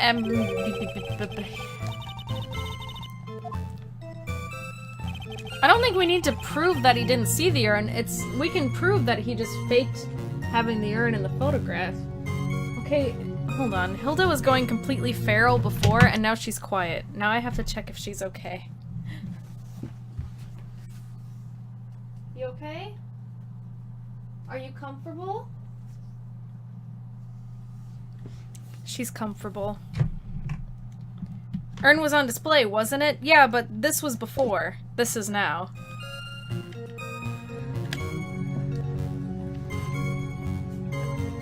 Also, box has no paint. Yes, that's also true. No, it was in the storage room. Oh yeah, the urn never even got put on display. The paint is hidden under his arm. Is it really? Shit. Alright, let's look at these statements again now that I've pressed them all. I first received the request from Lordly Taylor about 20 days ago. The urn was placed in a box and Zavadi. The urn was placed in a box and Bazingo! It was then sent to the warehouse. Hence, I was actually unable to see the urn for myself until the day of the crime. I knew it was an extremely valuable treasure, so I sent my card 10 days beforehand. Is that the contradiction? Because it's not. Like, the contradiction is not, like... The urn isn't, like, worth much money, and we've been talking about that a lot, but do I need to drill that into the ground again to just be like, did you know that this urn is actually worth, like, 10 cents and a bus token, sir? It's not really worth anything. I then handled security by myself to ensure that my crime would go smoothly. I believe it's calling card to the last statement. At last, I held the urn in my hands for the first time on 1 AM on October 12th. Are you sure? I'll be coming to purloin the most priceless work in the art display, and your treasure to take good care of the speckled urn, won't you? Ooh! Because how would he have known that? Ooh! Objection! Ooh! Okay, sorry. Mr. Atme, if you really are Mask to Mask, then you also wrote this calling card, correct? But of course. Is there a problem with that calling card? Allow me to read a passage from the calling card that Mask to Mask had written. Take good care of the speckled urn. Now, the speckled here surely refers to this pink pattern on the sacred urn. Yes, that's true. But so what? Truth be told, there's no way that Mask to Mask could have known about this pattern. What do you mean? This pink spotted pattern on the urn is actually nothing more than paint stains. Paint stains? And these stains did not appear until after the urn had been taken to Lordly Taylor. I'm not finding this joke to be very funny, Mr. Trite.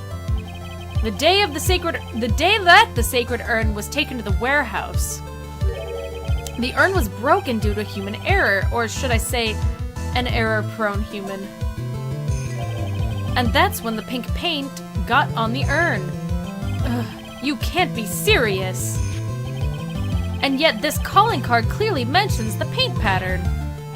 Which means Detective Atme had seen this urn long before the crime ever took place. In fact, he saw it when this fake photo was taken. Pachoo. And because this photo is a fake, your alibi for the night of the murder was no longer holds... Shit, that's an important line and I just flubbed it. Your alibi for the night of the murder no longer holds water. Just ignore the part where I failed getting this out of my mouth the first time. Why does Godot even have that mask? Maybe you have to wait and find out. Don't you think? You know, when they label a character mysterious, like, this guy is mysterious, you know we're gonna get into it later. Witness, do you have anything to say for yourself? Oh, right, that did it! He's broken! Nick? I think it's still a little early for a victory pose? Huh? Oh, shit.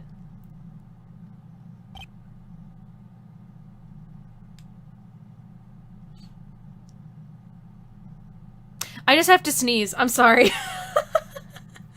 In case you were like, why did Mika go oh shit and go silent? I'm sorry. I really thought I was gonna sneeze, but it didn't come out. Sorry, everyone!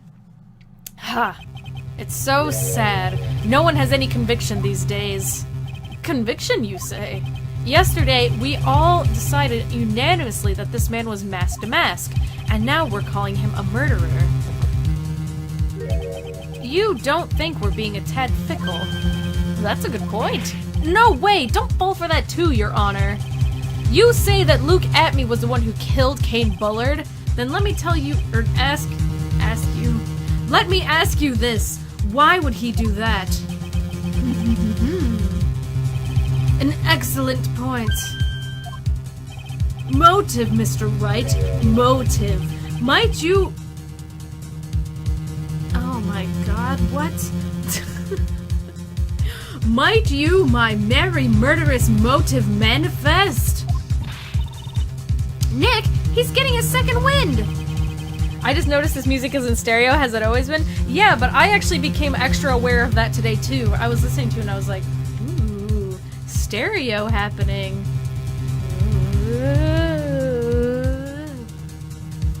If he prepared an alibi and pinned his crime on Ron Delight, as you say, he must have had a very strong motive for murder. The only one with any motive we've seen is Ron Delight. Isn't that right, Detective? Indeed. According to my own research, the boy's motive is clear. Clack. Without a motive, it's clearly impossible to prove guilt in a murder case. Now then, maybe you can enlighten us as to what the defendant's motives were. Thank you, Sir Oldtimer. They're doing everything they can to make Ron look suspicious. Despite our lack of hard information, this may be our only chance. Oh no! He's using a litter of sentences! Quick, stop him! I, Luke Atme, had no points of contact with the victim whatsoever. Kane Bullard decided to investigate mask to mask and simply mistook who he was. It was Mr. Bullard who wrote the blackmail letter and sent it to Ron Delight. And it was again Mr. Bullard who harbored a grudge against Mr. Delight for his betrayal. Mr. Bullard's mistake is quite excusable. The defendant truly believes he is mask to mask. That is why Mr. Delight saw it fit to kill Kane Bullard. Truly a tragedy. The blackmail letter sprite looked like a stick of gum. It does a little bit. So the victim, Kane Bullard, blackmailed the defendant. This is the blackmail letter found in the defendant's apartment, or should we say green mail, because it's green. A handwriting test confirms that Mr. Bullard was indeed the one who wrote the letter. What? When your fucking court record gets updated? That was me whipping. This is me nay-naying. Very well, Mr. Wright. Begin your cross-examination.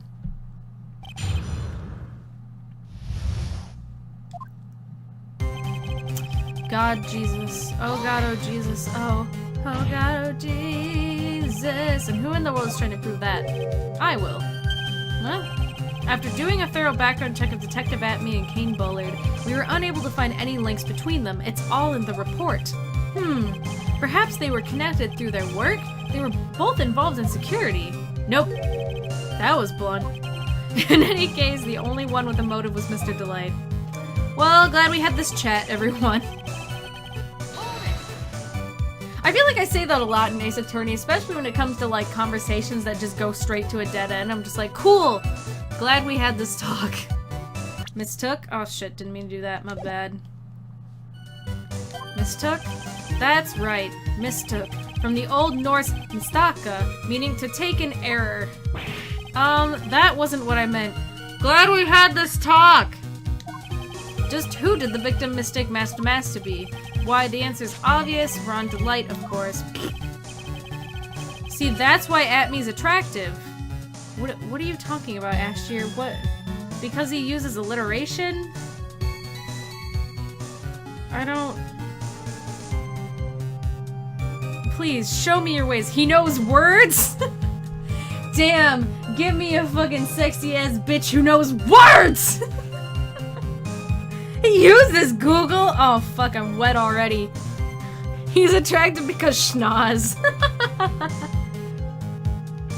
Man, ladies, your man may have a dick like that, but does he have a nose like this? Ow! Atme knows things? Ow!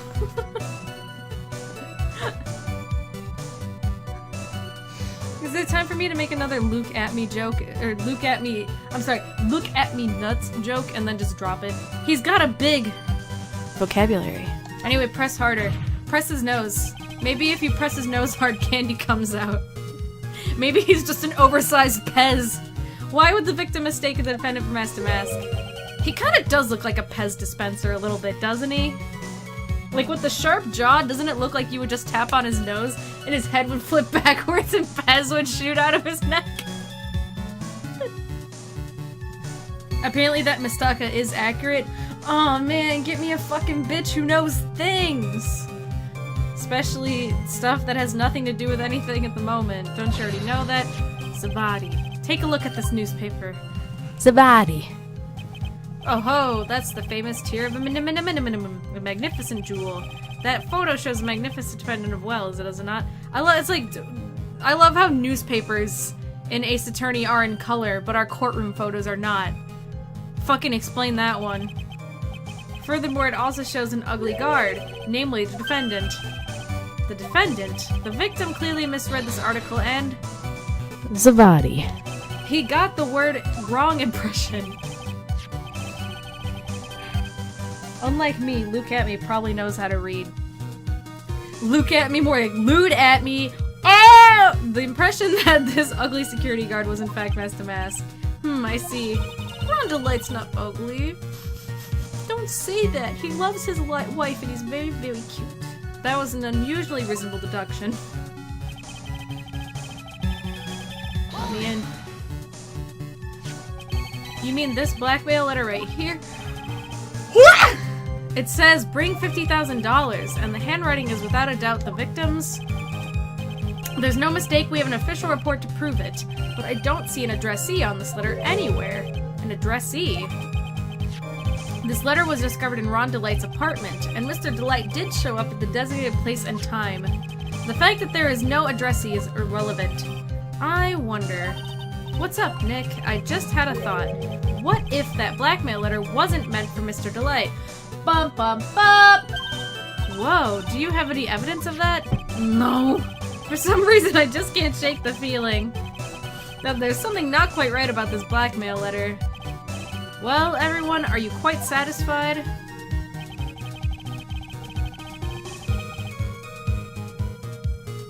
Momi, what are you talking about? And I quote, I want to see the Luke at me jerk-off animation already, LOL. Come on, just go to your fucking...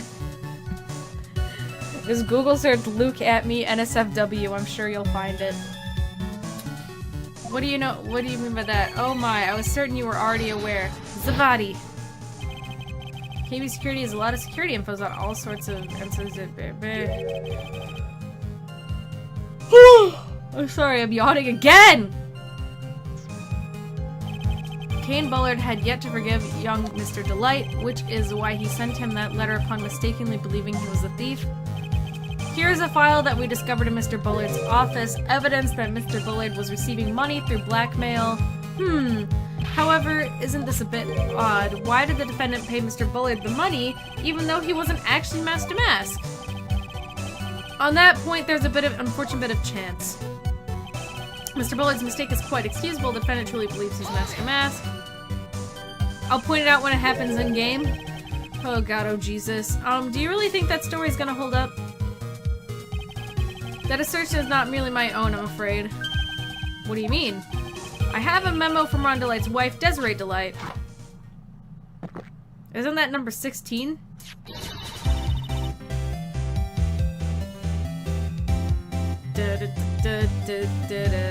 Ronnie thinks he's Master Mask. Don't you feel sorry for him? Please don't think too badly of him.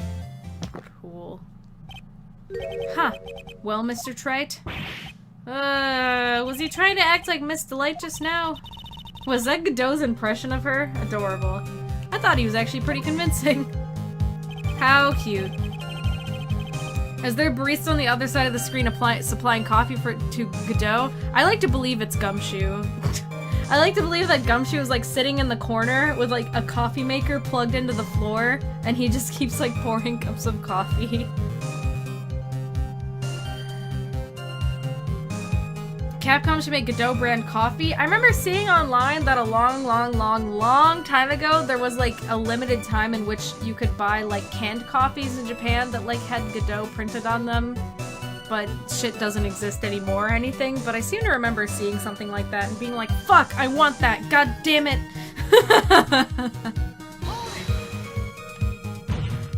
And I've seen people online go to those websites where you can make like custom tea and custom coffee and been like, this is Godot blend number 20, and I was like, ah, how cute, I want that in my house. I want like a coffee mug that just has like Godot on it. Serve me my Godot mug. And that's why you moved to Japan? Yeah, that's the story. Go ahead and write your fanfic. No, that's just your imagination talking. Come now, sir lawyer. I'm afraid imagination isn't the right word for it. This is a deduction, the result of a carefully applied reasoning. Can we hear that careful reasoning for ourselves? It's a long story, and better save for another time. I have to yawn again. Oh my god! Why have I just been intensely yawning lately? Don't Google, don't WebMD that. They're just gonna be like, yawning means you have yawn cancer. Very well, another time. Those so-called long stories aren't usually all that long, at least not in my experience. So you're going to try and connect Detective Atme to Mr. Bullard, right? Yup. Yeah, that's right. Hopefully it won't require surgery either. Haha, funny. It's 3 AM? I mean, yeah, I guess there's that. In that case, Mika, yawning is a social thing? I'm sitting here alone, unless it's Hilda. Hilda's making me yawn.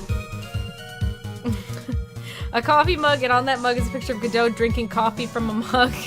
And on that mug is a picture of Godot. Yeah, I want that. Give me that. Please print me that and make that happen now. Yawn cancer! Yeah, I know, right? In that case, we'll have to talk about the blackmail. That's true. Was that blackmail letter really intended for Ron? Since we don't have enough information, you should press him for more testimony. I heard he did that! Ah! Aw, Dead Jetworks, that's so cute. Mika, I'm a certified yawn professional. I can tell you that you have contracted HAVA. Have a nice day! Haha, got him. That's so cute. That's such a lame joke, but it warms my heart. I like how fucking Maya was just literally like, go press all the statements again.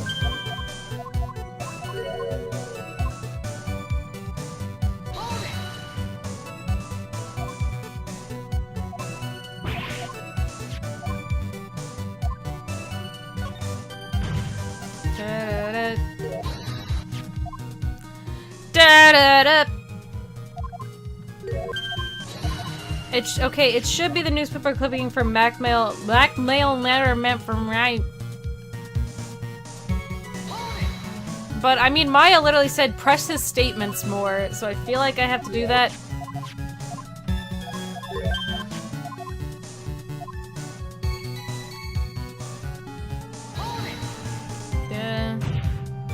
This case is as tedious as real-life court cases. See, people, isn't it everything you wanted? Imagine Ace Attorney, but it was like realistic to real-life law, and therefore boring as all fuck. Even like crime shows on TV aren't that accurate. Because they would be boring! My mom likes watching those a lot. There's like any fucking TV show you can think of that's like court-based and stuff like that, like criminal shows and all that. She's watched every single one of them, I can guarantee you.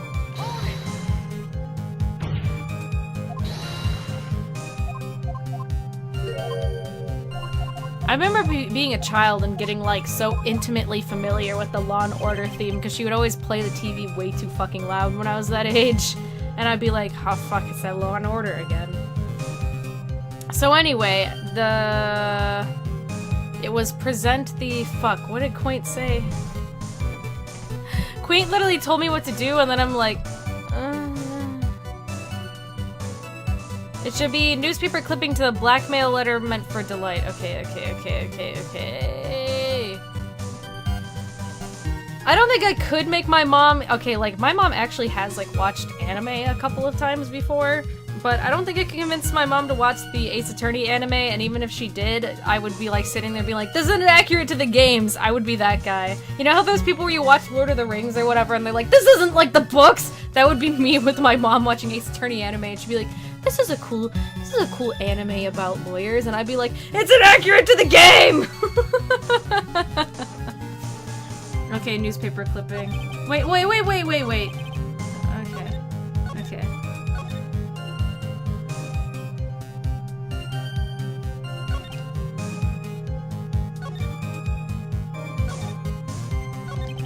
Okay, so it's the blackmail letter and sent it to Ron Delight?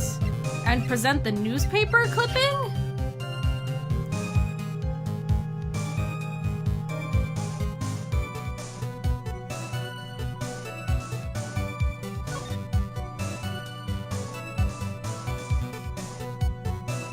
I don't understand why. Like, okay, Quaint, you told me to do that, but I'm not getting the connection as to why I have to present it. It was Mr. Bullard who wrote the blackmail letter and sent it to Ron Delight and present the newspaper clipping? Can you please explain? I'm sorry.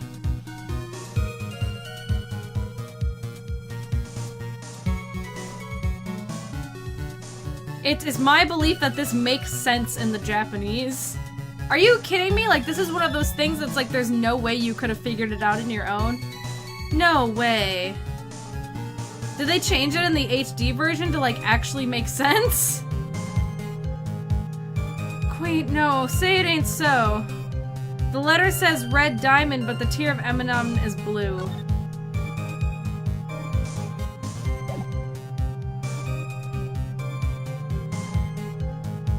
Cool.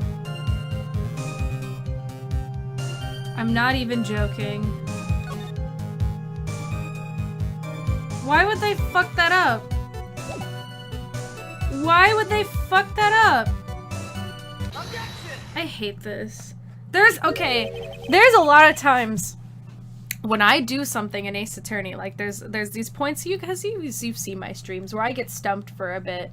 And sometimes it's frustrating, and sometimes it takes you a long time to figure something out, like 15, 20 minutes just sitting on one part of a cross-examination, trying to figure out what the right evidence is and what the right statement you have to present it on is. But most of the time, you get to that conclusion, right? You look at your evidence, and you look at the statements, and finally you're like, I got it, and you present it, and you're like, yes, that makes sense. This doesn't make fucking any sense whatso-fucking-ever. What the fuck? How the hell? Because it's wrong, like you said, and the fucking thing... Let me look at it. I'll take the... It doesn't even say, like, blood diamond or something confusing. I'll take that red diamond you received the other day instead. Which is like, oh, he must be talking about something we don't know about yet. Am I blind? Ah! I don't understand! Okay, sorry.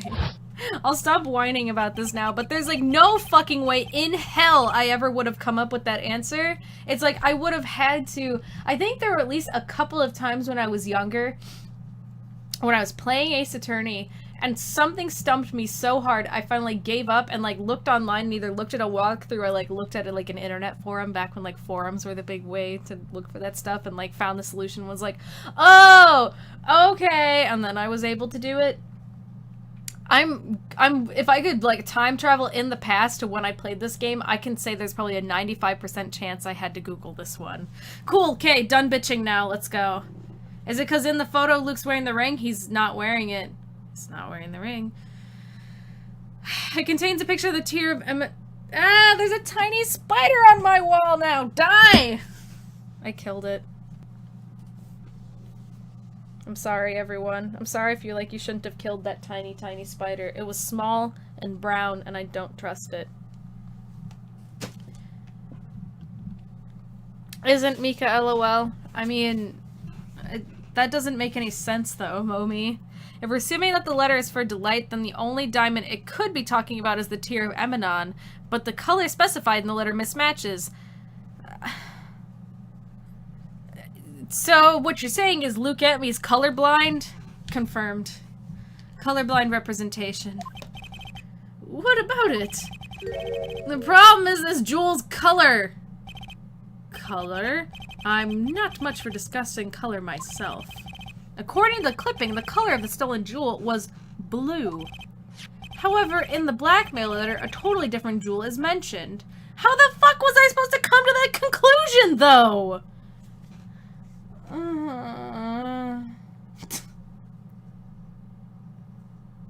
Like, yeah, that's right. That feels like it should be something not even worth mentioning. I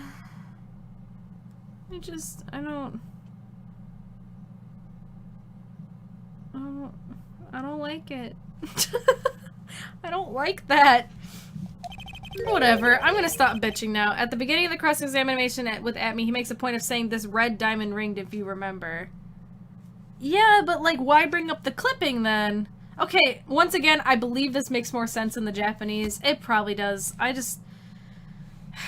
Whatever. It's fine. It's fine. You know what? It's fine. I'll take that red diamond you received the other day. Red? You know, guys, I don't get... It's 100% fine. Which means the red diamond described in the blackmail leather... I said leather, first of all, is not the tier of Eminon that Masked Mask stole at all. Objection! Objection? Why the fuck are we talking about this? And your point is, Mr. Trite? Yeah, same. So you're trying to say that this blackmail letter was intended for someone else? Is that what you're trying to say? Right, Trite? That is what you're trying to say, right, Mr. Wright? Well, that is what you're trying to say? Right, Nick? Yes. This is who Kane Bullard was actually blackmailing. Look at me. Me! It was me. He was blackmailing me. This is literally the second time I've had to present Luke Atme's profile. Like, why? Naturally, it was you, Detective Atme. More like, look at me nuts. Do you have some sort of basis for that claim? You've been personally involved in every single mask-to-mask case. In the last case, you recovered what was stolen and received a jewel as your reward. Sometimes things just don't translate properly. It's true. I still feel like it could have been fixed somehow. A jewel? Probably the one wrapped conspicuously around your finger. That red diamond ring. Oh shit, here it comes.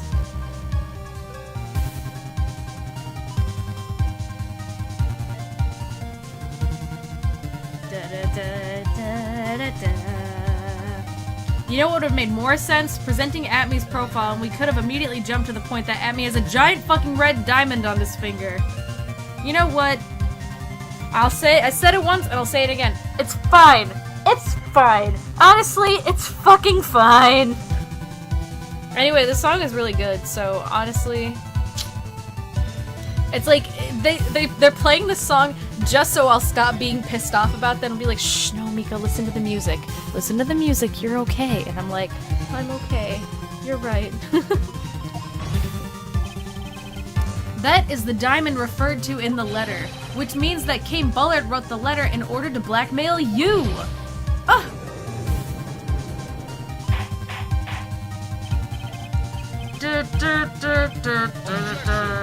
Oh, sorry, what was the judge saying? The music was too poppin' in here, guys. It seems you've gone too far with your childish pranks, Mr. Trite. Uh-oh. I don't like the way you said that. Kane Bullard blackmailing Luke Atme? Are you for real? Yes, I am. Nick, come on, stand up to him. Then answer me this. The blackmail letter contains the following passage if you don't want your identity revealed to the world. Yes, it certainly does. Kane Bullard threatened to make Atme's identity public knowledge. An identity he wanted to keep a secret. So just what was that identity? Atme killed Kane Bullard because he was afraid of his secret becoming known? What was the identity he wanted to keep secret? This is what it all comes down to, Nick. The identity that Luke Atme wanted to desperately keep secret was his identity as... Master? Or is it the blackmailer?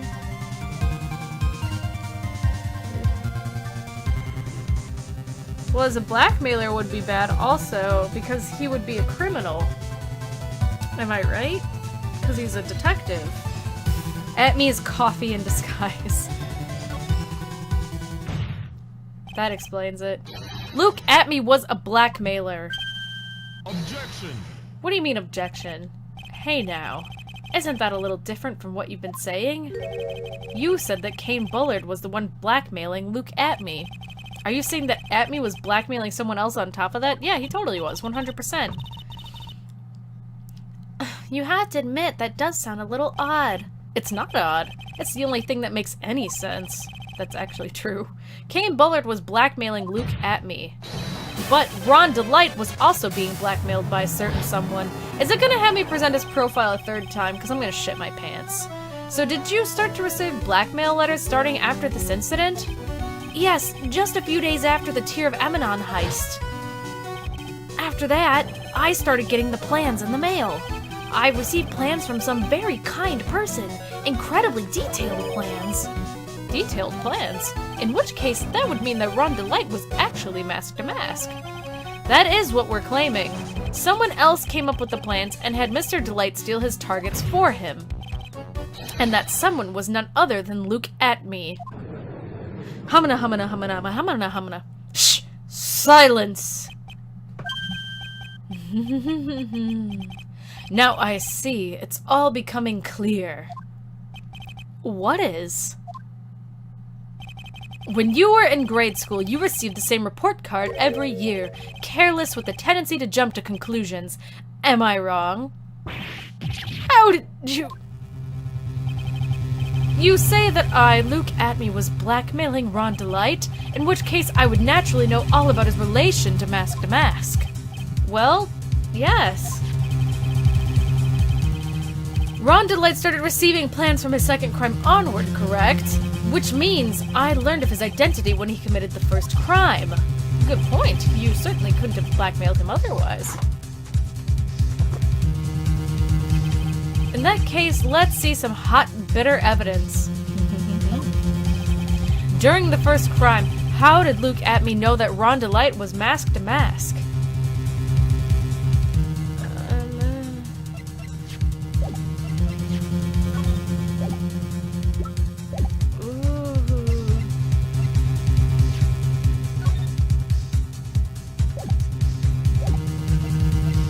Oh, because he found the, fucking...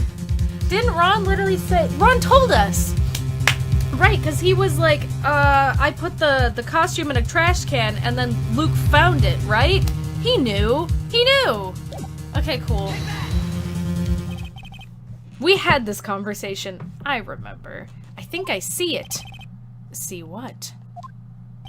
When you were in grade school, you received the same report card every year. Gets into lots of mischief trying to be the center of attention. What do you mean? This newspaper clipping. It has a picture of you and Ron Delight in his guard uniform. It seems that Mask to Mask didn't just disappear into thin air. He just took off his outfit and hid it in a bucket. That sounds far too stupid to be true. So does everything in these games, Judge. You gotta just sit down and enjoy the fucking ride. Correct. With tricks like that, he couldn't fool a baby, let alone an ace detective. And that's when you figured it out, Mr. Atme. That's when you learned that under his mask, Mask to Mask was really Ron Delight.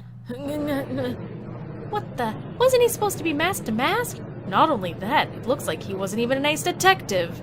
I can't believe it. He was just a slimy blackmailer. What a fraud, trying to pass himself off as an ace detective.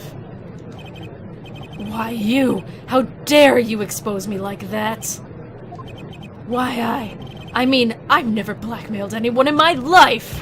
I'm a famous and proud ace detective, and also Mask to Mask. Why can't you understand that? Look at his fucking teeth. He's like, is this your man's? Is this your man's? Luke's biggest crime of all was calling Ron ugly, 100%.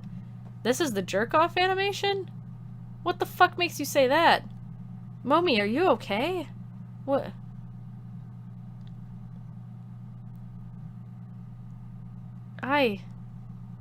When he talks. Okay. When he talks, look at his hand. Alright, I'll try to pay attention. I'm afraid you're neither a proud thief nor ace detective. You're a blackmailer and a murderer. That is your true identity.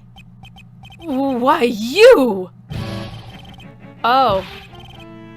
I saw it. Look at his hand.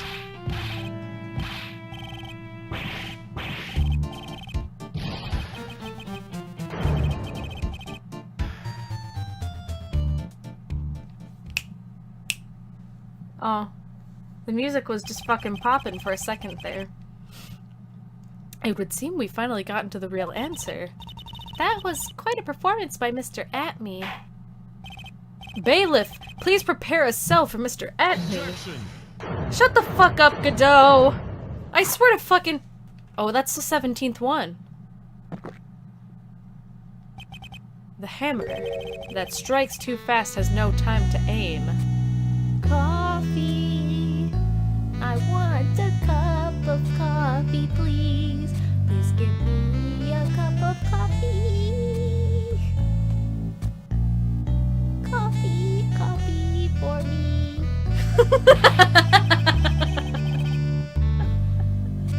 I'm sorry, it's too funny to like sing along to that song in like a fucking like baby voice.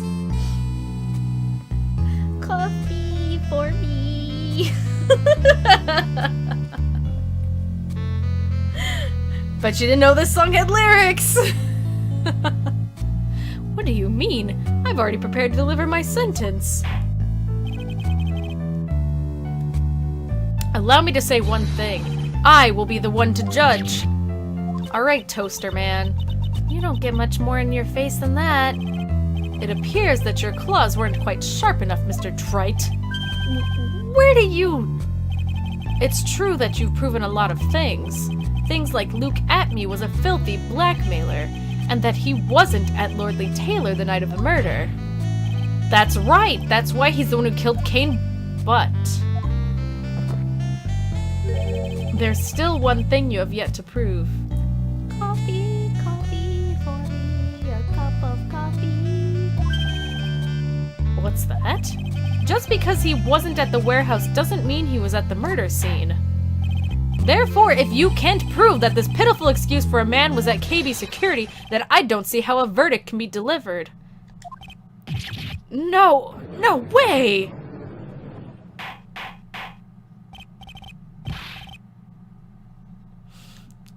Order in the court. Well, Mr. Wright? This is it. This is the final round. I've got to prove that Atme was at Mr. Bullard's office on that night. But can you really prove that? That's long enough. Mr. Trite, I want to hear your answer. That night, Luke Atme was at KB security and the defense can probably prove it. And the defense can prove it, Your Honor.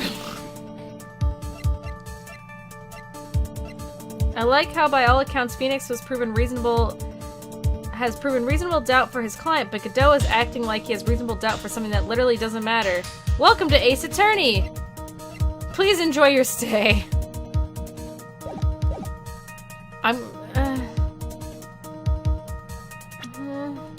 The buzzer doesn't prove anything.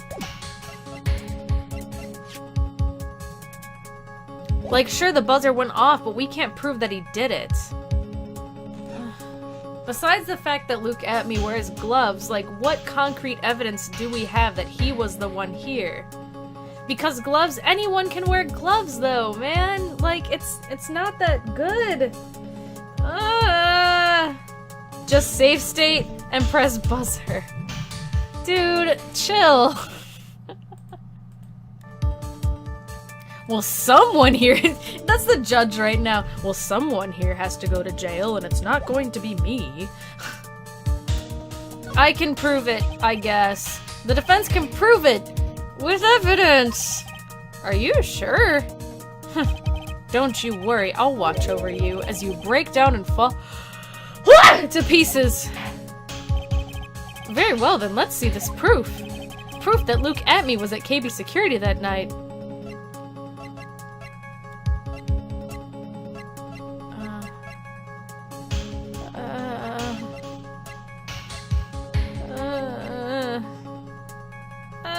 Bless you, that wasn't a sneeze, that was me yawning and then yelling so that I don't loudly yawn and instead just yell.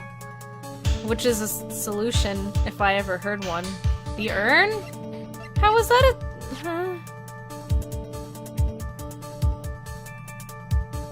Momi, no. No.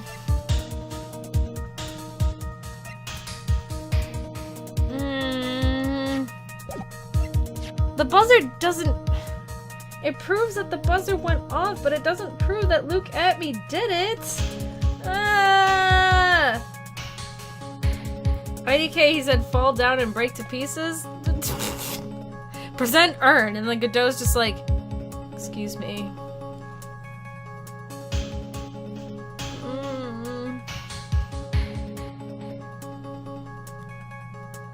Ron's profile since he stated he blacked out. But he doesn't, if you ask Ron who he saw, Ron said, I don't know, I couldn't tell who it was.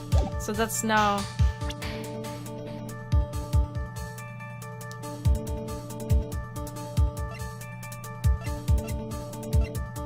Because, yeah, Ron says a third person was there, and that person knocked them out, and that person is most likely the one guilty for hitting the buzzer, but none of those things say it was Luke at me.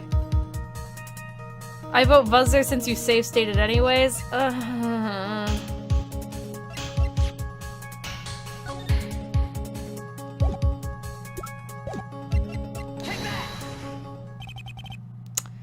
I mean, I guess. I just don't get how that proves that it was him.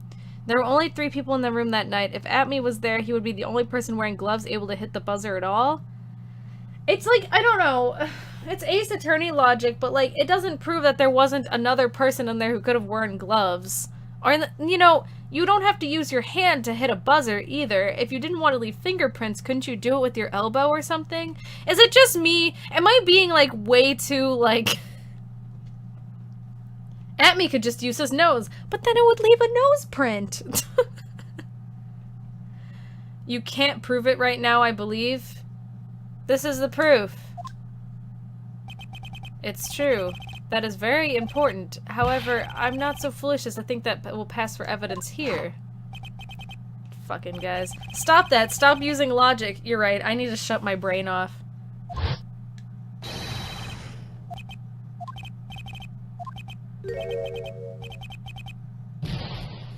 See, guys?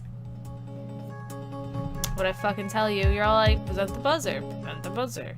It's the buzzer. And I'm like, there's no way to the point here is, can we prove it was Luke at me? We can't prove that! No! I hope you're all fucking satisfied.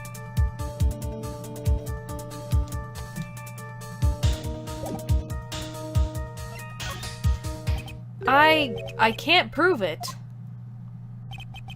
Just as I thought. But if we hear more of Detective Atme's testimony, God, see, there it fucking is.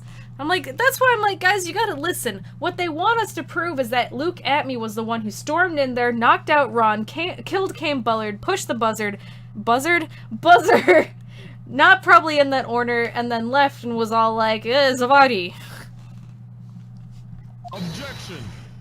Alright. Unfortunately, that's as far as you go, Mr. Trite. What do you mean?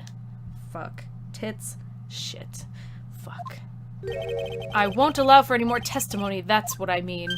Motherfucker! Have you forgotten Luke Atme is here after we interrupt his own trial, and you have failed to prove that he committed the murder? I don't have proof! I think it's time for this witness to return to his own trial. But no!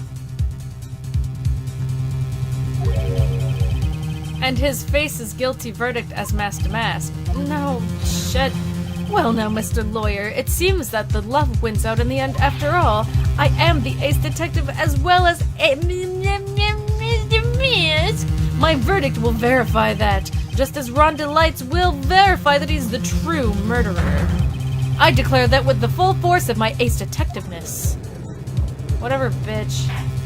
Do you think Zavadi was the last thing Kane heard before he died? Unfortunately, probably. Order in the court. That's enough deliberation over this witness. I can't believe this. At this rate, Ron is... Don't give up now, Nick! We still have tomorrow! We can look for more evidence and... By then it'll be too late. Huh? Why? Double jeopardy. One of the basic rules of any court of law. We're gonna explain rules in this fucking game again. God damn it. Double jeopardy? Should a defendant be tried and found innocent in court, the defendant cannot be tried again for the same crime. This is a fundamental rule of all courts. And it applies to this witness as much as it applies to anyone else. Mr. Atme will be found guilty in a matter of minutes. Guilty as mask to mask, which means he'll be innocent as far as the murder of Kane Bullard is concerned. No way! The fact that you were unable to prove Mr. Atme's guilt of that crime here, and that I can talk without moving my mouth, means that he will never again be tried as Kane Bullard's murderer. Ah! This court has rules? Now there's nothing I can possibly do to win. Even if Ron is proclaimed to be innocent, the real killer, Luke Atme, will go free. You've cross-examined every statement the witness has made here today, and as long as there's no more testimony, I'm afraid I'll have to declare that there will be no further questioning of this witness. Are there any objections?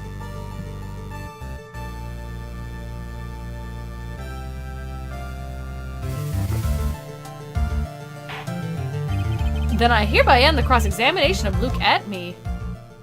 Objection! I think I see it. Your Honor, when you were a child, this is what was on your report card every year. Has poor hearing and often makes mistakes as a result. How did you? Phoenix, raise your head up high. Have you forgotten about what I used to tell you? A lawyer is someone who smiles no matter how bad it gets. That voice. No way! Long time no see, Phoenix. Mia! This is the true power of the Korean channeling technique. Because, you know, in case you didn't play the other two fucking games. I know that it's really Maya who's standing before me, but right now she's my mentor, Mia Fey.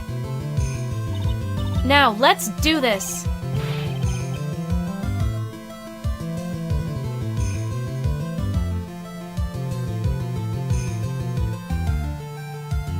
You just skipped over the fact that Mia said when you were in a child? Did I really? Oh, fuck, did I miss, like, the fucking ultimate typo of this game? Damn. Talk about censorship. I didn't notice it. I didn't notice that horrible typo. That's like a famous Ace Attorney typo. Yikes! Anyway. But there's nothing more we can do, Mia. Without any more testimony, I can't cross-examine. Not yet. The testimony's not over yet. What do you mean? Your Honor, just now you said something very interesting. You have to cross-examine every Oh, shit. You have cross-examined every statement the witness has made here today. Yes, that's true, but... Unfortunately, Your Honor, you're forgetting something. Earlier, after the last cross-examination, this witness made a number of remarks. Well now, Sir Lawyer, seems that love wins out in the end after all. I'm the ace detective as well as Master Mask. My verdict will verify that. Just as Rhonda Lights will verify he's the true murderer. I declare that with the full force of my ace detectiveness. Yes, but these comments appear to have no impact Very well, then we shall prove their importance via cross-examination. At any rate, as long as the witness has made these remarks, we, the defense, assert our right to question them. Is that all right with you, prosecutor? Is something the matter? Mr. Godot? Nothing. Oh, Sir Lawyer, it looks like you're one step too late. If you think such falsehood will do anything to me, Let's hear it. It's true that the witness made some remarks, so then, let's hear this last bit of cross-examination. Mr. Godot, what are you? Very well then, Luke Atme. I'll allow the defense to cross-examine your earlier remarks. The defense would like to hear why you declare the defendant to be the true murderer. So please give us one last bit of testimony. Phoenix, this is it. This is our absolute last chance. Yes, Chief?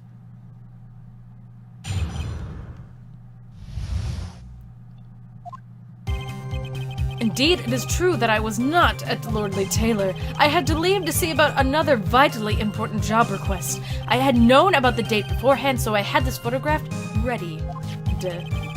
I tried to say photographed ready.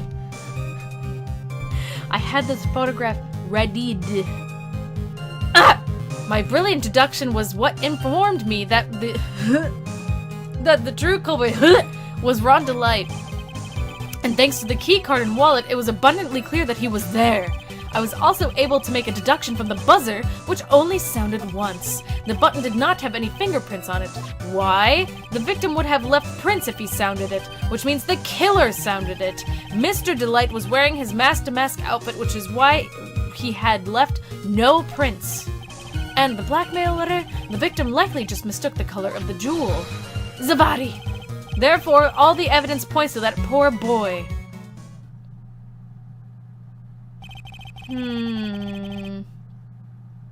Something's fishy. Something's fucky. This testimony actually seems to hold up pretty well. It doesn't. The witness earlier remarks that... The witness's earlier remarks... That was me yawning again, I'm sorry. Do not appear to have been hastily prepared. All of his points have been explained and none of them seem to contradict anything. But of course. But how did you know about the emergency buzzer? The police investigation documents went directly through me, and I always look over all the documents. It's elementary, sir lawyer. Ugh. Are you going to make even more trouble for us now, sir lawyer? I will not allow any of your usual shenanigans, Mr. Wright. Yes, Your Honor.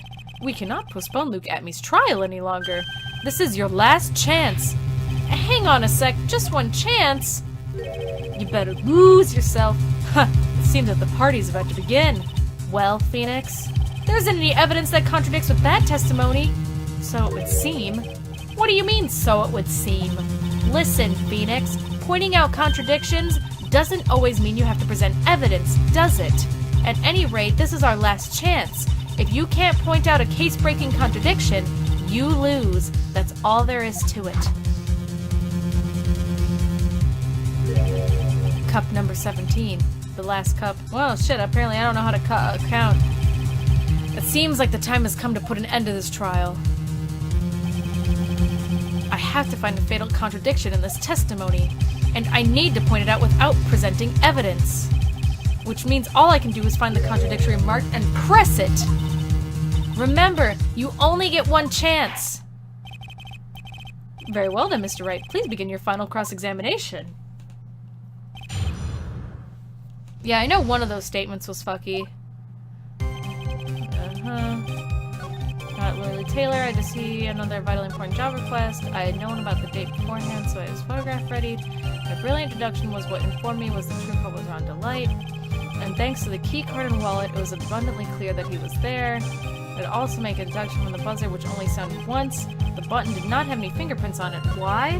The victim would have left prints if he had sounded it, which means the killer sounded it. Mr. Delight was wearing his mask-to-mask outfit, which is why he left no prints. And the blackmail letter, the victim likely just mistook the color of the jewel. The body, therefore all the evidence points to that poor boy. Wouldn't it be,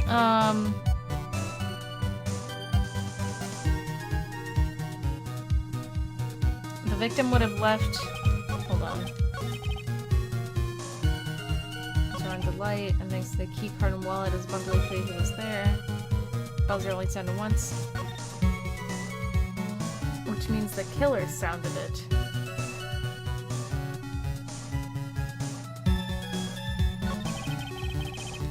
Mr. Delight was wearing his mask-to-mask outfit, which is why he left no prints.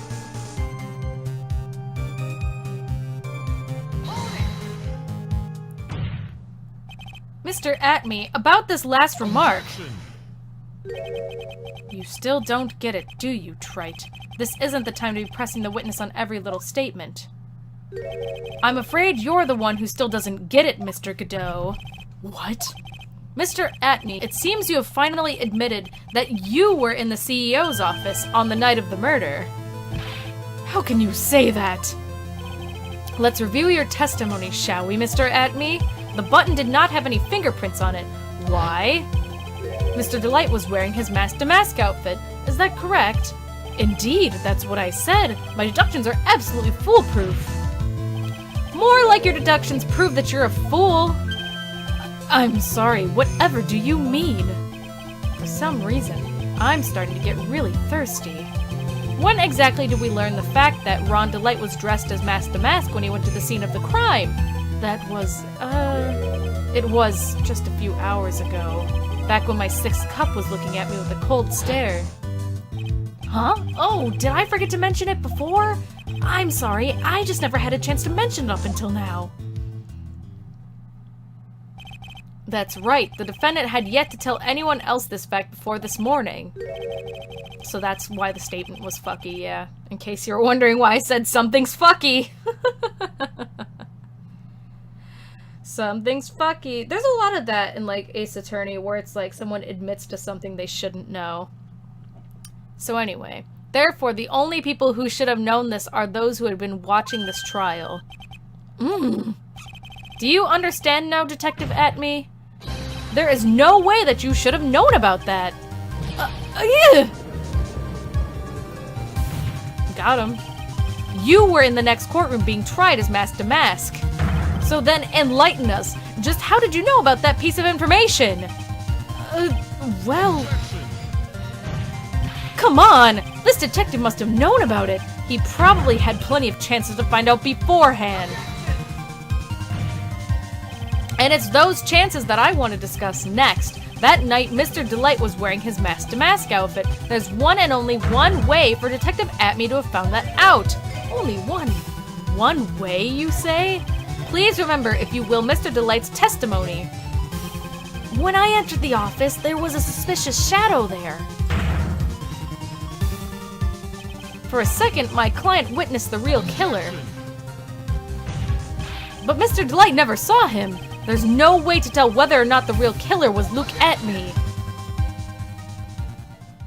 It's with that statement that I'll turn this case on its head. Just what are you implying? Mr. Delight saw the real killer, correct? Now, if you turn that statement around, it stands to follow that the real killer had also seen Ron Delight. Impossible.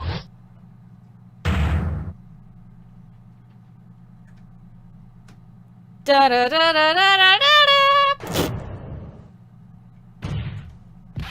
Detective Atme, you saw Mask to Mask at the murder scene that night. You saw him when you killed Kane Bullard and assaulted Ron Delight. That was the only way you could have known what Ron was wearing. Is he gonna blow up? Oh shit, he's taken off.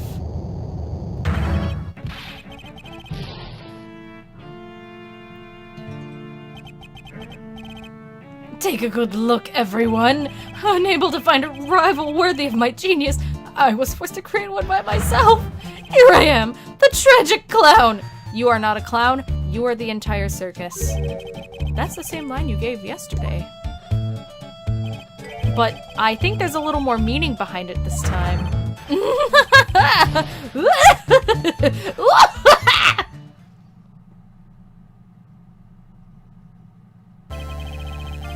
What an awfully complicated incident.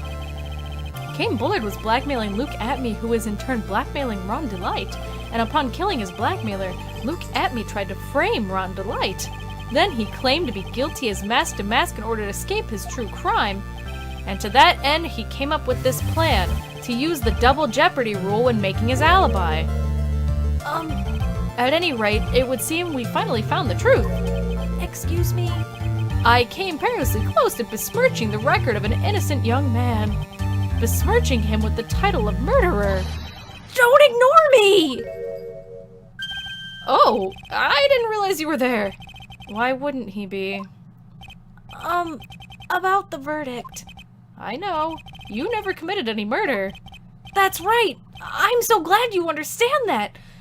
But I really am Mask to Mask! Huh? So, thanks to that trial yesterday, I'm innocent now, right? What was it you said? Double jeopardy? Now that you mention it. I've been careless. Careless? What do you think, Mia? As the defendant says, the rule of double jeopardy is absolute. A defendant can never be tried twice for a crime in which he was once found innocent. Then, Mask to Mask is really innocent? For now, it would seem so. For now. Now then, the court finds the defendant not guilty.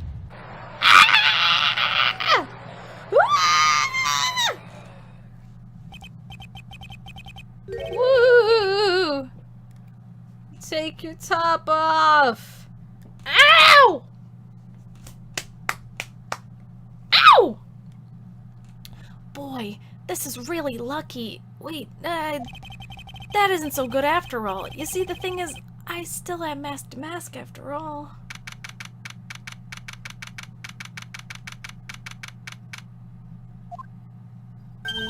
You did it, Nick. Thanks, Mia. It's been a long time, hasn't it? Yeah, it's because Maya doesn't call on me much these days. Oh? I'm just joking, Phoenix. Don't take everything so seriously. But on the other hand, Maya... she seems kind of lost these days. You mean about becoming the master of the Grade Channeling School? Becoming the master means saying goodbye to our mother. You mean Misty Faye? Watch over her, will you, Phoenix? Of course! Well then, see you around. Mia. Ah, Mr. Wright. I don't know what to say. Congratulations, Mr. Delight. Thank you so much! No, wait. Nothing really matters anymore now that all of this has happened. Come on, just be happy already! Maya, you've been cleared of the murder charges and got off as mask to mask to boot! But, in exchange, I lost everything. Huh? What do you mean? Stealing security information from KB Security, becoming mask to mask? I did it all for one reason. For her. You mean your wife, Desiree? She hates criminals more than anything. Come to think of it, she was once held hostage by some robbers, wasn't she? She always said how she hated sneaky criminals. I knew that, but once I got fired from KB Security and lost all the money I had, she wouldn't have had any reason to stay with me. I thought she would leave me for sure. So that's why you became mask to mask? Yes, but it's all over now. A broken bowl can never be put back together. That's not true, right, Nick? Right. Really? Can we go back to the way things were? You'll be fine, and Nick can prove it. I can? I kind of wish you would check with me first. Mr. Delight, even if a bowl is broken, there's always a way to put it back together. The sacred urn. Desi was the one who found this. Desiree, your wife. She's always believed in you, Ron. That's why you'll be fine. You don't have to worry about anything. Ah, there you are! Miss Delight. You did it, Ronnie! You're innocent! I'm so happy! Thank you. I appreciate that. But, I suppose you don't want anything more to do with me, do you? Ronnie, why didn't you talk to me about what was going on? I had no idea you'd quit KB Security. I never imagined that you were really mask to mask either. Miss Delight, what are you gonna do now that you know? You're not gonna really leave him, are you? Come on, it's obvious, isn't it? How could I ever let a wonderful man like him get away? After all, my bike's really fast. So fast there's no way he could ever get away. But didn't you say that you hated criminals? Huh? Oh, I only hate people who act all cowardly and sneaky.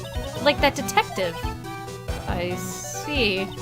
My Ronnie went and declared his crimes before he committed him. Like a man. I just love a man who's so chivalrous. Chivalrous?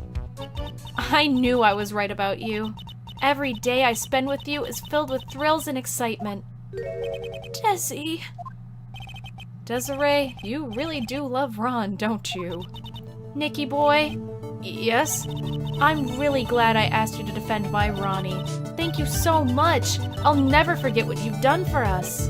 Oh, well, take care of yourself. You too, Nicky boy.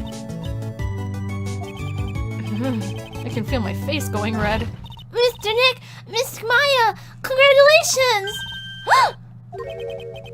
Talk about bad timing.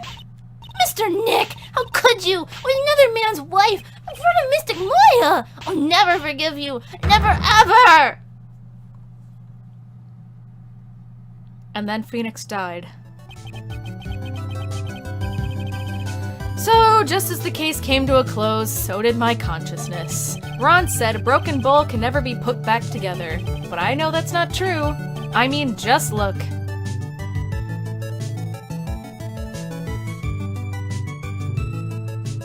Yeah. Like, I don't know, their expressions are just like, woohoo!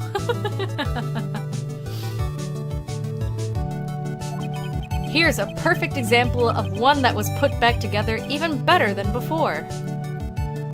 Yay! Yay!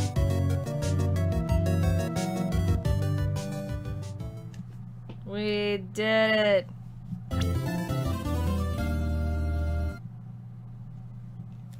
Oh god, recipe for turnabout? Oh shit, I can't wait to get started on that one! Oh man! I was like, wait, what case is next? Oh fuck! Shit! It's about to get fucking real. I love recipe for turnabout! Hell yeah! Oh man, this is gonna be fucking sweet! I love that case. Dude, the characters in that case are so fucking good. I'm so fucking ready, but we're not gonna start it tonight. I'm gonna start it tomorrow, but oh shit, man! It just got fucking lit in here. I'm sorry, I'm getting like way too animated right now. I'm not even getting animated, I'm just getting loud. I don't know why I save stated, just in case. I think I got a little nervous because of what happened earlier when I first opened Desmume. Can we start just to see him? No, you have to wait until tomorrow, but it's such a good case. I'm so excited, and I just can't hide it. I know. No recipe for turnabout. Oh yeah, do they have graphics in this? Oh no. Yes, they have graphics in this one. Oh, I did this in the other stream with Mia's legs. Yeah, it looks really bad with Godot too. Hold on, let me show you. So like, alright, so on my screen, it looks like... Oh, shit. Give me a second.